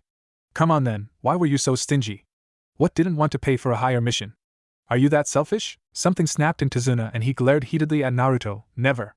The future of my village is on the line. I would never put in less than my all for this cause. Stepping back in shock at Tzuna's outburst, the genin were at a loss of what to say. Seeing that Tzuna's situation was direr than he wanted to lead on, Kakashi waved the genin towards the logs around the fire and sat down next to Tzuna. Tzuna-san, if you tell us what is wrong, then we can better prepare for what we have to face. Please tell me, who is Gato and why does he want you dead? Sighing in defeat, Tzuna looked up at the jonin. Gato, he is the owner of Gato Industries. Kakashi's eye widened. That Gato? One of the richest men in the world, Gato? Why does he want you dead? I thought you were just a bridge builder? Tzuna nodded in response. I am. You see, Wave Country is completely isolated from other countries because we're surrounded by water. Seeing the opportunity before him, Gato seized power over Wave by buying all the shipping docks and hiring thugs to destroy the ones he couldn't buy from people. Gato's a monster, and has been sucking the land dry of crops, wildlife, money and people. He'd sell the crops and wildlife through his industry to make a huge profit while keeping the money for himself, and he'd sell the people into slavery in the black market. He's not the great leader of a visionary company, he's a ruthless monster bent on owning the world. Unfortunately, he chose to start with my village. Sasuke raised a brow. I still don't see why he'd hire ninja to kill you, Tzuna-san. Why are you so important? Tzuna looked up with a sad smile. I am the most super bridge builder in the whole of water country. My bridge will connect the land of waves to the mainland, destroying Gato's monopoly of our land. Tzuna stared into the fire with a tortured expression. With me gone, so is the bridge. So is the last hope of wave. A silence fell onto the camp for a few moments, as Team 7 absorbed the information told to them. The silence was interrupted as Kakashi spoke. Well team, looks like we got our work cut out for us and no way we can do this job on an empty stomach. Sakura, is the food almost done? I'm positively famished. Looking at her sensei she gave a smile. It's ready now. Help me dish it up and we can dig in. Kakashi nodded and stood to help Sakura while Tzuna looked on in shock. You're still going to help me? Even with the danger I put you in? From behind Tzuna, Sasuke patted him on the shoulder. As if we're gonna leave now, what kind of hunter would I be if I couldn't stand up to such interesting prey? Naruto, standing up from his place near the fire said, yeah Tzuna-san, you can't get rid of us that easily. I'm gonna set up our tents, so pass me your stuff. Sasuke passed their bags to Naruto and walked over to help with the food. While Naruto took a few steps away and threw a ceiling capsule to the ground, making the tent appear in a poof of smoke. Tzuna looked at the ninjas with tears pouring from his eyes. Thank you so much. Kakashi turned back to Tzuna. As if we could anything less, Tzuna-san. Here's your food now, chow down so you can get some rest. We're heading off at dawn. You get that, team? Tzuna nodded towards Kakashi with a smile on with teary face while the team shouted a hi sensei. Tzuna-san, how much longer will we be? Naruto asked with an impatient expression. As the team flew through the trees, holding his hat with one hand, Tzuna faced Naruto from his place on Kakashi's back. At this speed we could be there in 10 minutes. This is super cool. Hearing this, Kakashi slowed down. Tzuna-san, didn't you say our lift across to the village's island won't be there until 2 p.m? Tzuna said back, yeah, so what if we're a little early? Kakashi replied, nothing is wrong with that, it's just that I don't feel like wasting energy. Why don't we walk from here? We'll still be there over an hour early. Sasuke grunted in agreement, while Sakura nodded appreciatively. Sounds good to me, sensei. Coming to a halt, Kakashi jumped down to the ground, placing Tzuna back on his wobbly feet. Wow, that was a rush. Naruto landed next to him. At least we get a bit of a rest now. Looking around the area for any threats, as he'd been doing every 5 minutes for a minute at a time, Sasuke noticed the chakra signature in the mist ahead of them. Stepping up next to his sensei, Sasuke whispered, there's a man in this mist. His chakra signature is larger than yours, sensei. He can't see us yet as far as I can tell, but he seems to be waiting for us. Frowning in thought, Kakashi turned to his team. Alright guys, emergency protection pattern beta 3. Hi sensei, they replied in confidence. Naruto grabbed Tsuna's arm while Kakashi created 2 shadow clones. Naruto smirked at Tsuna's confused face. Take a deep breath and close your eyes. Zabuza looked down from his vantage point among the trees. A squad of genin. This shouldn't be too hard. Then again, the Jonin looks familiar. Zabuza let the Konoha team walk right by underneath him and walk about 20 meters ahead before he jumped down from his perch. Time to get started, he thought, pulling the huge blade off of his back. Be on guard guys, and follow any order I give you straight away. Hi sensei, Sasuke and Sakura said to Kakashi while Kakashi's 2 shadow clones, that had transformed into Naruto and Tzuna lookalikes, just continued onwards without reacting. Kakashi closed his eyes and listened for movement. After a few seconds he heard a quiet grunt and then something flying through the air towards them. Get down! The team dove to the ground, barely avoiding the massive blade that flew over their heads. It slammed into a tree where moments before Zabuza appeared standing on the handle of the blade. Kakashi squinted his eye as he looked at Zabuza. Shit, that's Zabuza Momochi. I may not be able to come out of this one unscathed. Hello Zabuza, I'm guessing Gato sent you to delay us? He said while grasping the left side of his headband. Seeing the Jonin's movement, Zabuza recognized who he was. Kakashi Hatake, high A-rank shinobi, known as the copy ninja. This'll be fun, Zabuza said while turning to face the team, still standing on his sword. Kakashi smirked, though you couldn't see it behind his mask. Actually, I think you're in for a bit more than you bargained for. Just as Kakashi finished his sentence, a 4-bone bullet was shot straight through Zabuza's right thigh, causing him to fall from his sword and to the ground. Shit, Zabuza said, looking behind him to see an orange and black-clad Naruto sticking halfway out of the ground with his fingers pointing at him. Nice shot, Naruto. With less mobility I can take him down much easier, Kakashi said, pulling up his headband revealing a full-matured Sharingan. Zabuza scowled from behind his bandages. Turning, he launched a kick at Naruto, who only got a glancing blow to the top of his head because he sunk back into the ground. Pissed off at being caught off guard by Genin, Zabuza turned to look back at the full team. As he watched, Kakashi's shadow clone that was disguised as Naruto disappeared into smoke. Fuck, I can't believe this turned bad so quickly. Kakashi, seeing his opportunity to end the battle, quickly dashed at Zabuza as Zabuza began hand signs while jumping onto his good leg. Seeing with his Sharingan, Kakashi easily saw that Zabuza was planning to summon water clones to aid him, so Kakashi prepared a counter. Zabuza glared at Kakashi. Water style. Water clone jutsu, he yelled, summoning 2 clones to intercept Kakashi while he grabbed his sword. To his shock, the first clone disappeared seconds after it was summoned due to a bone bullet through its head, and the second clone didn't last long against Kakashi. Zabuza tried to lure Kakashi into a trap by jumping onto the nearby lake. "Come on then, leaf scum," he said, glaring at Kakashi. Being overconfident in both himself and his students, Kakashi leapt onto the water in front of Zabuza and pulled a kunai. "Let's finish this, Zabuza." With that said, Kakashi lunged at Zabuza and Zabuza swung his sword downward to intercept Kakashi's lunge. The sword was blocked by Kakashi, but the force of the swing pushed him underwater. "Gotcha!" Zabuza yelled while reaching into the water with his free hand. Water style. Water prison jutsu. Kakashi was suddenly unable to move in the water that pressurized around him. "Shit, I'm caught. What should I do?" Zabuza smirked, before glaring at the Genin and Tzuna. "What are you gonna do now? Your sensei's done, and your client is gonna be next. Then I'm coming after you," he said, adding killing intent to his glare. Naruto, Sasuke and Sakura shook in fear at the killing intent. But realizing that their next actions as a team could save their sensei's life, Naruto forced through the fear and yelled, "Those that abandon the mission are trash, but those that abandon their comrades are worse than trash. Right, guys?" Sakura and Sasuke steeled their fear and replied in affirmative. Naruto summoned 2 giant shuriken and flung them at Zabuza while charging with the other 2 on his flanks. Zabuza swung his sword and battered the 2 blades aside. "Is that all you got?" Water clone jutsu, he summoned a water clone and gave it his blade. "Deal with the brats." The clone ran forward to meet the team's charge when Sakura yelled, "Pattern Delta Strike." Sasuke and Naruto smirked off to the side, leaving Sakura charging at the clone alone. The clone smirked. "Overconfident, don't you think, little girl?" he yelled, swinging Kubikiri Bocho at Sakura, only for her to disappear in a burst of speed. "What?" Sakura appeared behind Zabuza's clone with her gauntlets activated. She stabbed at his back at the same time he jumped forward. "Nice try," he said, swinging at a now off-balance Sakura. That was when Sakura smirked and was pulled underground as a fireball appeared where she was. The clone's eyes widened in shock. What the he, and it evaporated instantly. Dropped the blade as it stabbed into the ground. Seeing his clone get destroyed so quickly, Zabuza made the 3 hand signs needed as 2 more clones appeared on either side of him.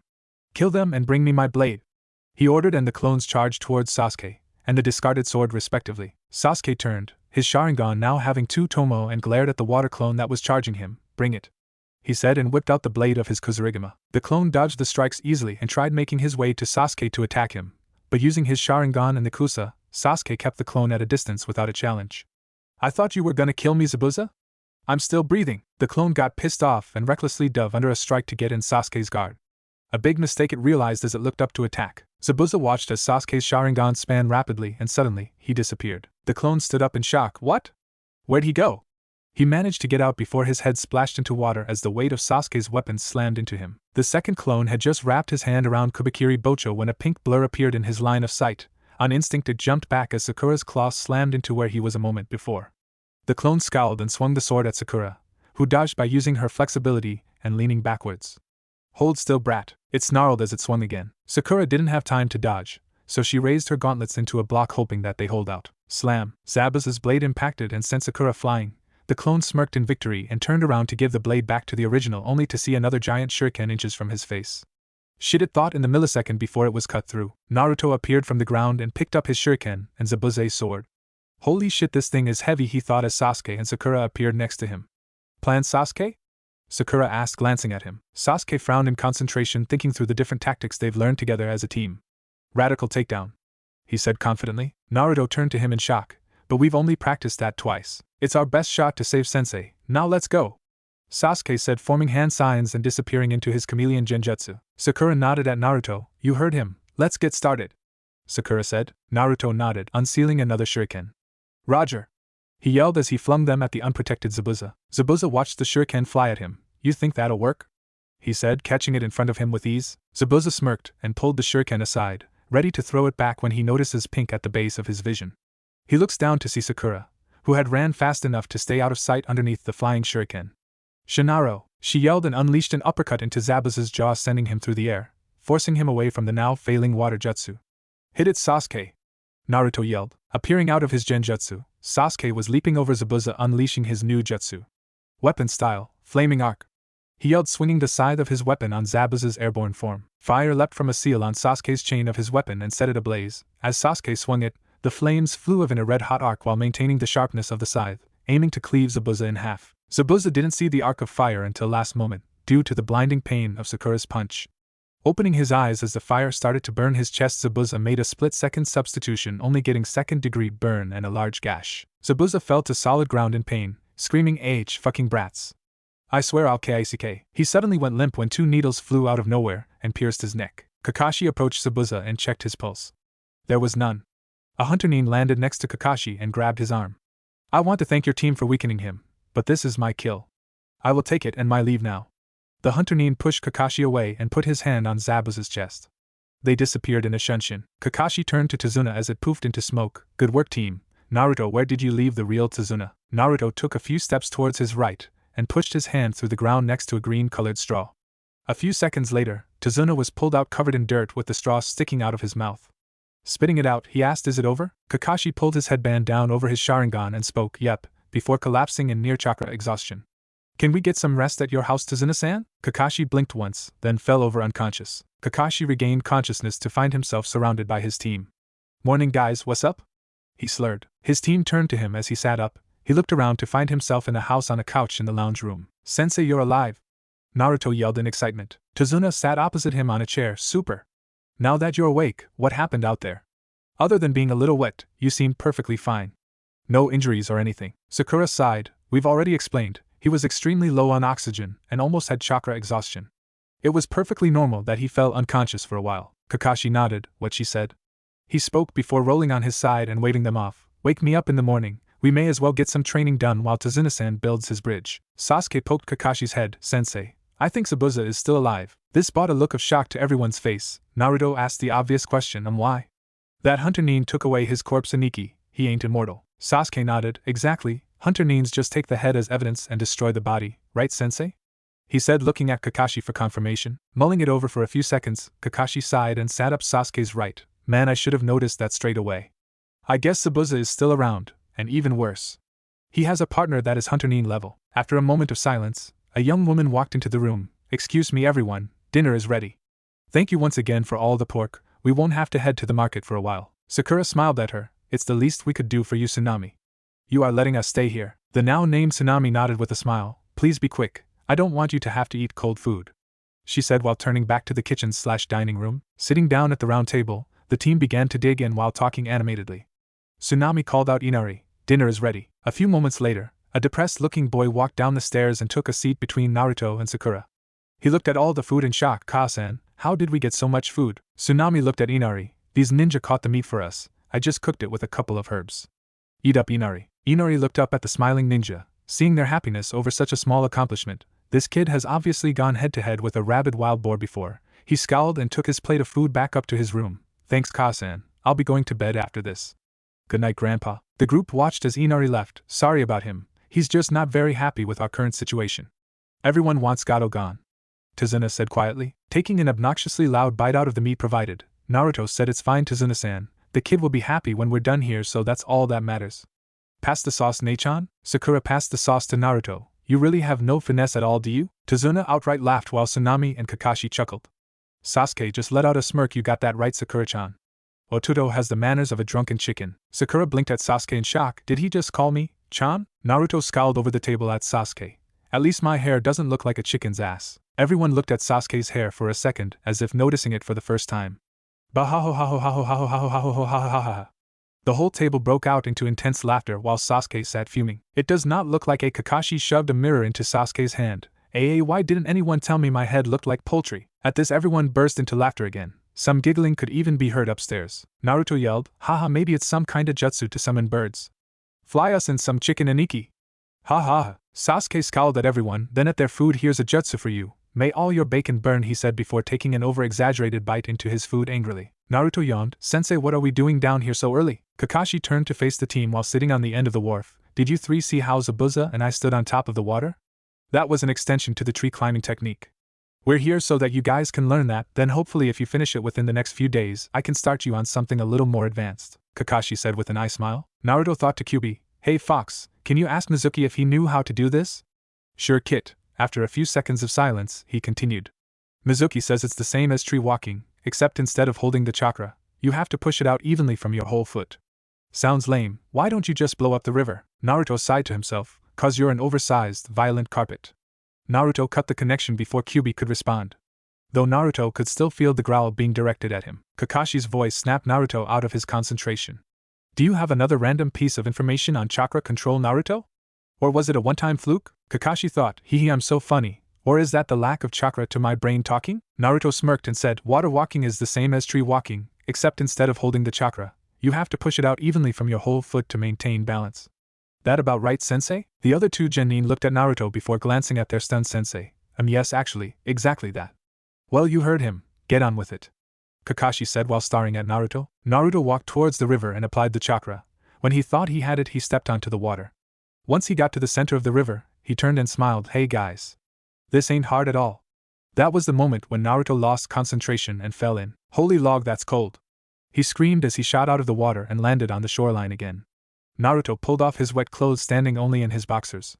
I'll get it this time for sure. Sakura smacked Naruto over the back of his head, and I baka.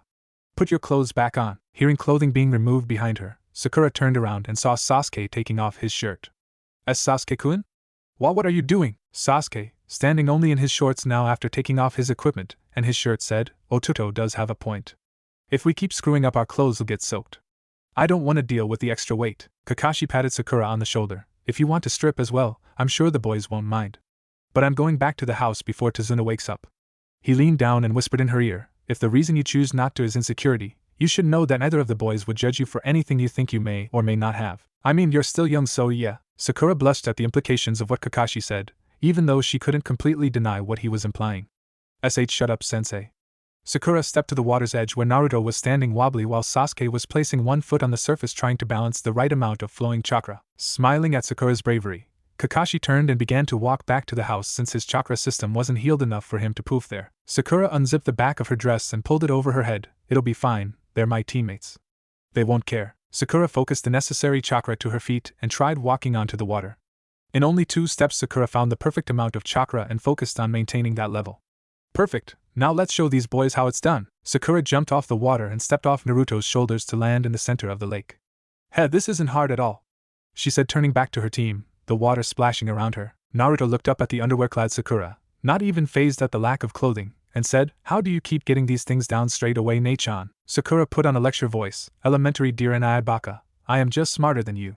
She finished with a grin. Hearing a splash, they turned to look at Sasuke, who was unconscious face down in the water. Aniki! What's wrong? Naruto said as he pulled Sasuke above water. Sakura came over to check on him when she saw he had fainted from a nosebleed. Does Sasuke find me attractive? Sakura thought with a blush. Noticing the blood himself, Naruto slapped Sasuke back to consciousness. Aniki! Stop being a pervert. That brought Sasuke back fully. I'm an Uchiha. I'm not a pervert, he said, blushing. Blushing herself, Sakura leaned forward in a teasing pose. I'll like what you see, Sasuke-kun, she said as a joke. Without thinking, Sasuke replied yeah. Naruto whacked Sasuke over the head. Pervert. Rubbing his head, Sasuke scowled at Naruto. Shut up, baka. Sakura was about to break up the fight when she noticed something on Naruto's stomach. Hey Naruto and I, what's that on your stomach? Naruto, who was still focusing chakra for the water walking technique, looked down to see the fox's seals showing in black ink. Naruto panicked and cut the chakra off, falling into the knee-deep water near the bank. It's nothing, don't ask about it, he said in fear, sitting against one of the posts of the wharf. Sasuke immediately calmed down, worried about Naruto's outburst. Otuto, was that a seal? What's it doing on your stomach? Naruto didn't look up to his teammates. Kyuubi, what do I do? If they find out about you, they'll hate me. I can't go back to being alone again. It hurts too much. What do I do? The Kyuubi let out a huge sigh. Look, kid, I think they will see the difference between us. And don't take this the wrong way, I'm still a fucking tough demon. But if they can't see the good in you, then they're not really worth it. Even if you do lose them, I can't believe I'm saying this, you still have us inside you. We won't leave you, and I don't think they will either. Feeling a hand on his shoulder, Naruto looked up and saw Sasuke and Sakura looking at him in concern. Sasuke gasped at the pained look on his face and the tears in his eyes. Being the smart person she is, Sakura asked, has it got something to do with why the villagers hate you? Catching onto Sakura's train of thought, Sasuke wrapped Naruto in brotherly hug. No matter what it is, we won't hate you. Even if the seal is holding something we would hate, you are not the seal. Otuto, tell me what's wrong. Sakura stood in silence, listening to the raw emotion in Sasuke's voice and watching the trembling form of Naruto.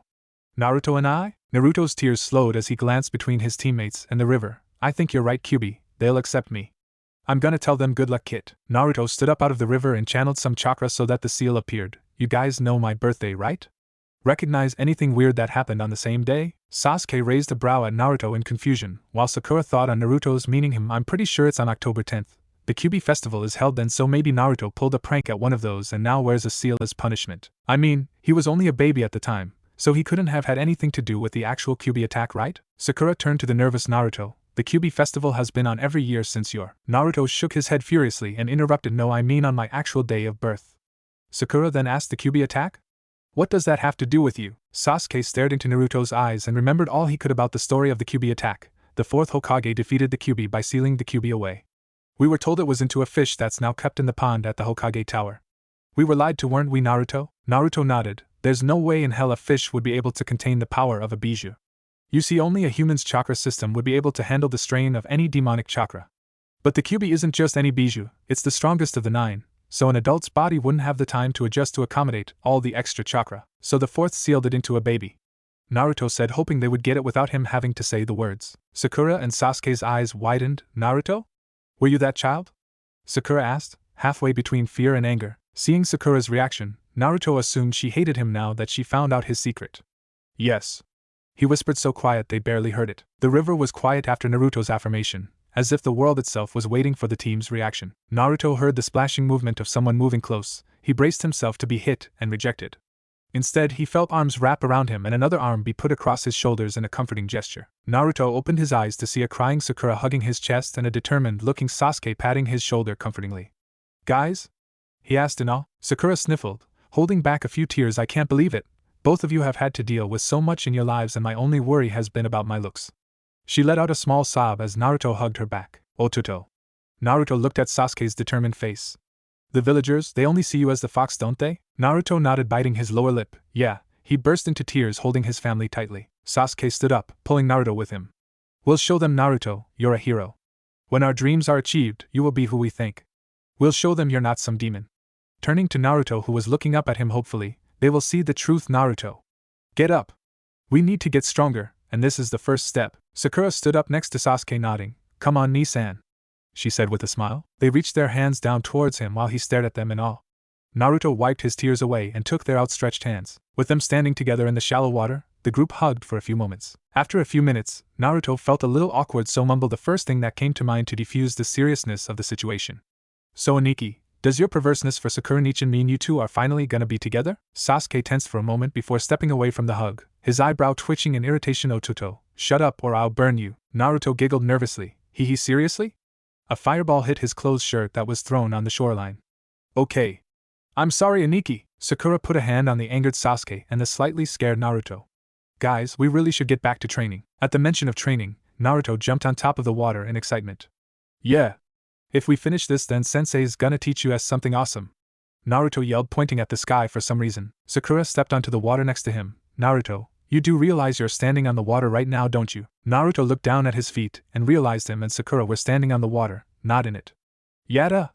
He yelled in excitement. Sakura giggled at his antics and looked over to Sasuke, who was standing on the water, but kept wobbling on his unsteady feet. Sasuke-kun, do you need some help? Sasuke looked up at her and Naruto with a bit of embarrassment. That would be appreciated, Sakura-chan. For a prodigy, I sure seem to have abysmal chakra control, he said, focusing on his chakra output. Sakura stood next to Sasuke and held his hand to steady him. Better? She asked with a blush. Sasuke nodded. Yeah, I just can't seem to be able to spread the chakra properly. Sakura frowned and thought, how can we help him with this? I got it. Hey Sasuke-kun, just use your Sharingan to see how we do it and copy the flow. Sasuke shook his head. No, I swore I wouldn't steal techniques from my comrades, he said, trying to find the right flow of chakra. Sakura yelled to Naruto, hey Naruto, do you mind helping Sasuke-kun perfect the water walk? Naruto jumped over, landing with a splash. Of course not. What do you need me to do, Nei-chan? Sakura answered, do you mind if he watches your chakra with his Sharingan so he can copy the regulation? Naruto smiled at them both. Not at all. Go ahead, Aniki. Sasuke smiled back at Naruto. Well, I guess if they say it's alright. Okay, go for a run, Otuto. Sasuke focused the necessary chakra to his eyes. Sharingan. Up you get. Z. One more chance, Naruto. Z. Time's up, Kakashi said while grabbing the side of Naruto's bedroll and throwing him from its warmth. Aya, smack. Naruto pulled his face from the wall to see Kakashi standing next to where his bedroll was. Sensei, what was that for? Naruto asked while rubbing his sore face. Kakashi, I smiled. You didn't hear me the first time, so I woke you up, he said, walking from the room. Pausing at the door, Kakashi turned to Naruto. Sasuke said that the three of you have something to show me. I'm guessing one of you has finished the water walk? That's outstanding for a fresh genin to grasp the concept, let alone do it. It was probably Sakura, he mumbled before leaving. Smirking, Naruto pulled on his clothes and jumped out the window, landing right in front of Kakashi, who didn't even flinch, and Tzuna, who screamed in shock, "Don't scare the client, Naruto." Kakashi scolded as he walked towards the river the genin had trained at the day before. Naruto, who was still smirking, ran past his sensei to meet up with the others before Kakashi got there. Kakashi closed his eye and chuckled at Naruto's enthusiasm. Maybe they all made some progress? Although that is unlikely. It took me 2 days just to be able to walk on a still lake. I doubt they could balance properly on a flowing river, he thought as Tzuna and himself stepped around a boat shed to the wharf that blocked part of the river from sight. Whoa, that must be harder than walking, right, Kakashi-san? They make it look super easy, Tzuna said, grabbing Kakashi's attention. Kakashi looked up expectantly and switched to being bug-eyed instantly. Sasuke lay casually on top of the water, perfectly dry and chewing on a blade of grass while watching the clouds. Sakura lay on her stomach, looking down at the fish swimming below them. And Naruto, who only just reached his friends, sat down between them. Guys, Kakashi-sensei is here. He wanted to know what we had to show him. Sasuke glanced over at Kakashi and waved. What's next? He asked while Sakura and Naruto grinned at him. Kakashi stood in silence for a moment, staring at his team. What the hell? I could understand Sakura understanding the walking part already, but the other two? How? And how are they doing it so naturally? Finally snapping out of his daze, Kakashi asked how? Sakura tilted her head as if acting innocent. It's not that hard, sensei. We had the walking part down in a few minutes. We spent the rest of the day talking and sparring on the water to increase our control. Not hard at all, she said with a prideful grin. Naruto cheered. We're just that good, sensei. Now what's this new special training you picked out for us? Kakashi just stood there quietly for a while. I think we broke him, Naruto said after a full minute of silence. Tzuna stepped up. Sorry guys, but I was hoping someone came with me while I worked on my super bridge. You know, the whole reason I hired you? Hearing that snapped Kakashi out of his daze. Right, I'll come with you, Tzuna. These three are gonna train on something a little special. Usually senior Chunin or beginning Jonin start this training, but I think you guys can handle it, he said, creating a shadow clone and passing it a small pile of papers from his pouch. This handsome fellow will take care of explanations, Kakashi said, gesturing to his clone, which replied, Why thank you, you're not hard on the eyes either. Kakashi nodded to the team and turned to Tzuna. Let's get going. The faster you finish the bridge, the faster we can go home. Tzuna nodded and walked off with Kakashi behind him, leaving the clone to its devices. It turned to the team and asked, What do you guys know about chakra elements? Sakura was about to answer when the clone interrupted. Wrong, all of you. Sakura scowled at the clone. If you were gonna say that, then why did you ask? She queried. The clone eye smiled. I like the sound of my voice. Now, a chakra element is which element of the world a person's chakra is naturally more suited to use. It is easy to learn more than one element's jutsu, but you won't be able to master that other element unless you develop a secondary affinity for it. Got me so far? The clone asked. The team nodded and Sasuke said, So it's likely that if my affinity isn't fire, I may have a secondary for it already? Just like Naruto and his earth jutsu? Clone nodded. Exactly right. The clone held out the slips of paper to the genin. This paper can determine what type you guys are. Let me show you. Clone sent a small amount of its chakra into the paper. It immediately crumbled and a corner burned away while another turned to dust. This means my main affinity is lightning, and I have a small secondary affinity for fire and earth. This is natural for Jonin to have at least 2, sometimes 3, and extremely rare, 4. Your turn, Sasuke. Sasuke channeled a small amount of chakra into the paper, half crumbled, while the other half burst into flames. So I got the same as you, sensei? Sasuke asked. The clone shook its head. It seems that lightning was your natural affinity, but you've increased your fire affinity to match that of the lightning. It's not unheard of, but it is rare for someone your age. It turned to Sakura. Your go, Sakura. Sakura nodded and channeled chakra into her paper. It burst into flames, but the very edge turned to dust before they set alight. Fire, right, sensei? Clone Eye smiled. Yep, you have a fire affinity. This is the most common in the land of fire. It also appears you naturally have an earth secondary. That's quite rare. Naruto, you're up next. Naruto nodded and sent his chakra into the paper. It was a shocking outcome. The paper split in half and one side turned to dust and the other got wet. Sensei?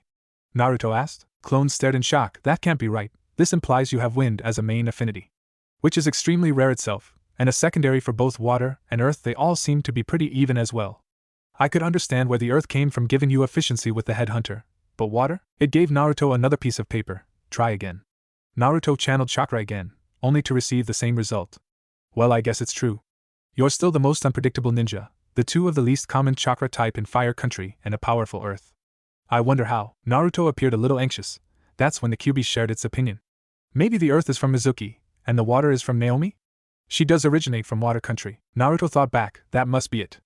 Wow, I get their affinities as well? Sweet. He was brought out of his thoughts when Sakura said, I wonder if the Kyuubi has a different elemental affinity entirely, or if it's the cause for the other affinities. Clone turned to Sakura in shock. Why would you ask about the Kyuubi, Sakura? It's long gone. Naruto spoke quietly. I kinda told them yesterday, sensei. I'm not in any trouble, am I? Clone stared at Naruto shocked, before glancing at the unsurprised looks of the other two. No, Naruto, you'll be fine. Me on the other hand, well, I'm sure the Hokage will scold me for letting you just blab an S-class secret to anyone. They're not just anyone, sensei, they're my team. Sakura interrupted them at this point. Can we test if the Kyuubi gave Naruto more affinities? She asked. Naruto turned to Sakura. I've never channeled its chakra before. I'm not sure I could do it. Sasuke put his hand on Naruto's shoulder. Didn't you say you could talk to it? If you ask permission, I'm sure it won't mind. Before Naruto could reply, the Kyuubi spoke to him through their link kit. I'll give you a tiny amount. I'll pull it back once some has gone into the paper. And so it began. His whisker marks became much more pronounced on his face, and his teeth poked out from his mouth. The last change was his pupils becoming slit, but staying blue. The clone, seeing the changes, gave Naruto a piece of paper. Naruto quickly pushed some chakra into the paper.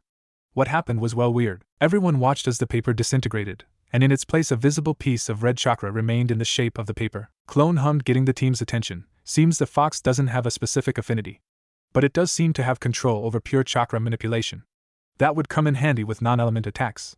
It explains why you grasped chakra control exercise quickly after understanding what you needed to do. Naruto looked on in shock as the chakra dissipated. Cool. He summed up simply. The clone eye smiled at the team, which was looking at him curiously. I'll show you each the first step in training needed to awaken your affinity to its maximum from our village. Everyone, grab a leaf. This is hard. Naruto complained, dropping the leaf he was trying to cut in half with only his chakra. Sakura wiped the sweat from her head. I know, Naru and I. You've said that every 2 minutes for the last hour. She said as her leaf dried out. Yes, finally something. She yelled in triumph. Naruto looked over to Sasuke, who was trying to electrocute his leaf with only his chakra. You got anything, Aniki? HN. That's what I thought. Sakura looked between the boys and sighed. This is gonna take longer than the water walking. It had been a week since Team 7 arrived at Tzuna's house, and the Genin had spent every day trying to make progress with the elemental training. Sasuke made an amazing breakthrough on the second day of elemental training, the fourth day spent at Tzuna's. He managed to electrocute the leaf out of existence when he rubbed the chakra together and used the friction for the first spark of electricity. He fed it more, and suddenly, the leaf was nothing but a black patch on the grass. Kakashi then gave Sasuke the second exercise, to char a branch by launching a lightning arrow from his fingers from 5 feet away. He's having some difficulty making the electricity last after leaving his hand. Sakura swapped to earth chakra training since she found fire much too difficult. She managed to grind the leaf into dust with only her chakra on the third day of training. Having seen this, Kakashi set her on the second task. Sakura had to channel her chakra through the ground and crush a stone 5 meters away. She was now able to grind it down to half its size, but couldn't seem to crush it. Naruto had barely managed a cut in the leaf by this time, and he only just managed to cut the leaf all the way through half of the time by the time the week was over. Kakashi woke up with a jolt. Every night he had sent a shadow clone to spy on the bridge until he got there. It was just dispelled by Kubikiri Bocho. Shit! He yelled as he jumped out of his bedroll. He quickly yelled, Team! Emergency Protocol 2. The team, who were asleep throughout the house, all heard his yell and jumped awake. Sakura ran to Tsunami's room to check on her while Naruto ran to Inari's. Sasuke activated his Sharingan and scanned around the house for any chakra signals while Kakashi ran to check on Tzuna. Kakashi opened the bedroom door only to find it empty. Double SHIT. Naruto and Sakura ran towards Kakashi's position.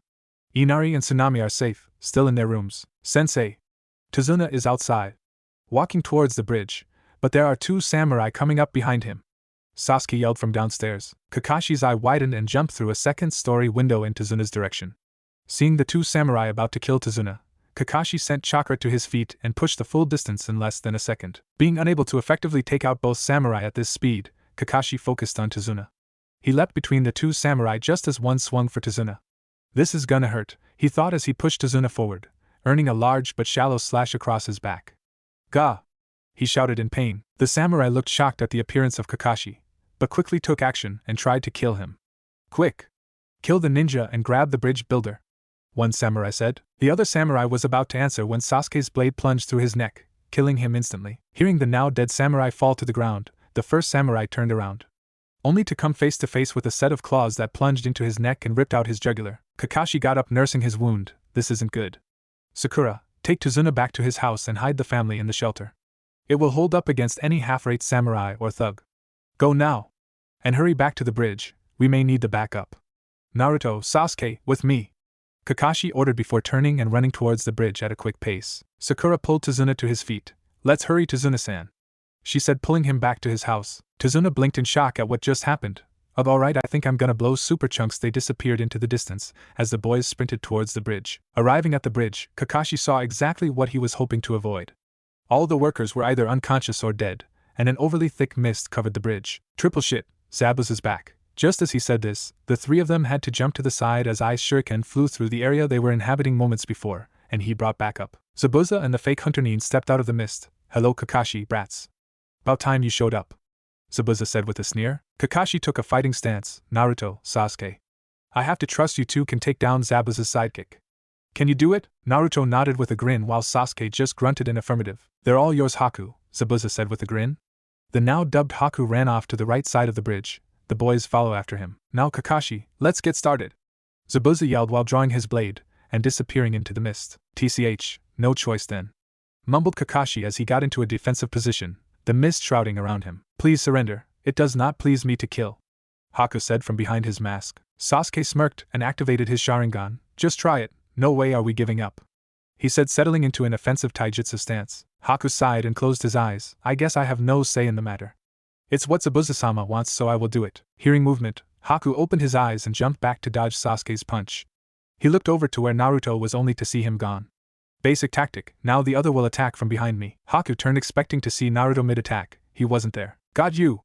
Haku turned back to see the ball of Sasuke's weapon flying at his midsection. Haku moved to jump out of the way when he felt hands grasp his ankle. Looking down, he saw Naruto sticking halfway out of the ground with a smirk on his face. Slam! The ball crunched into Haku's stomach, knocking the wind out of him and launching him from Naruto's grasp. Naruto popped up next to Sasuke. This isn't as hard as we thought it would be, Ayaniki? Sasuke pulled his weapon back to him and started twirling the blade over his head. I think we're only just getting started. As Sasuke said this, Haku rose back up onto his feet holding his ribcage. If I didn't reinforce my body with chakra, that blow would have done more than break 2 of my ribs. No more games. Haku began running through hand signs. Seeing this, Naruto ran forward while shooting bone bullets at him, trying to stop the jutsu. Haku stopped his hand signs and jumped up over the attack. He spun in midair and threw a hand full of samban at Naruto's head. Naruto looked up to see the weapons about to impale him. At that moment, Sasuke's blade flew over Naruto's head, knocking away all the samban. Haku looked at Sasuke in irritation as he landed between Naruto and Sasuke. You two are very talented.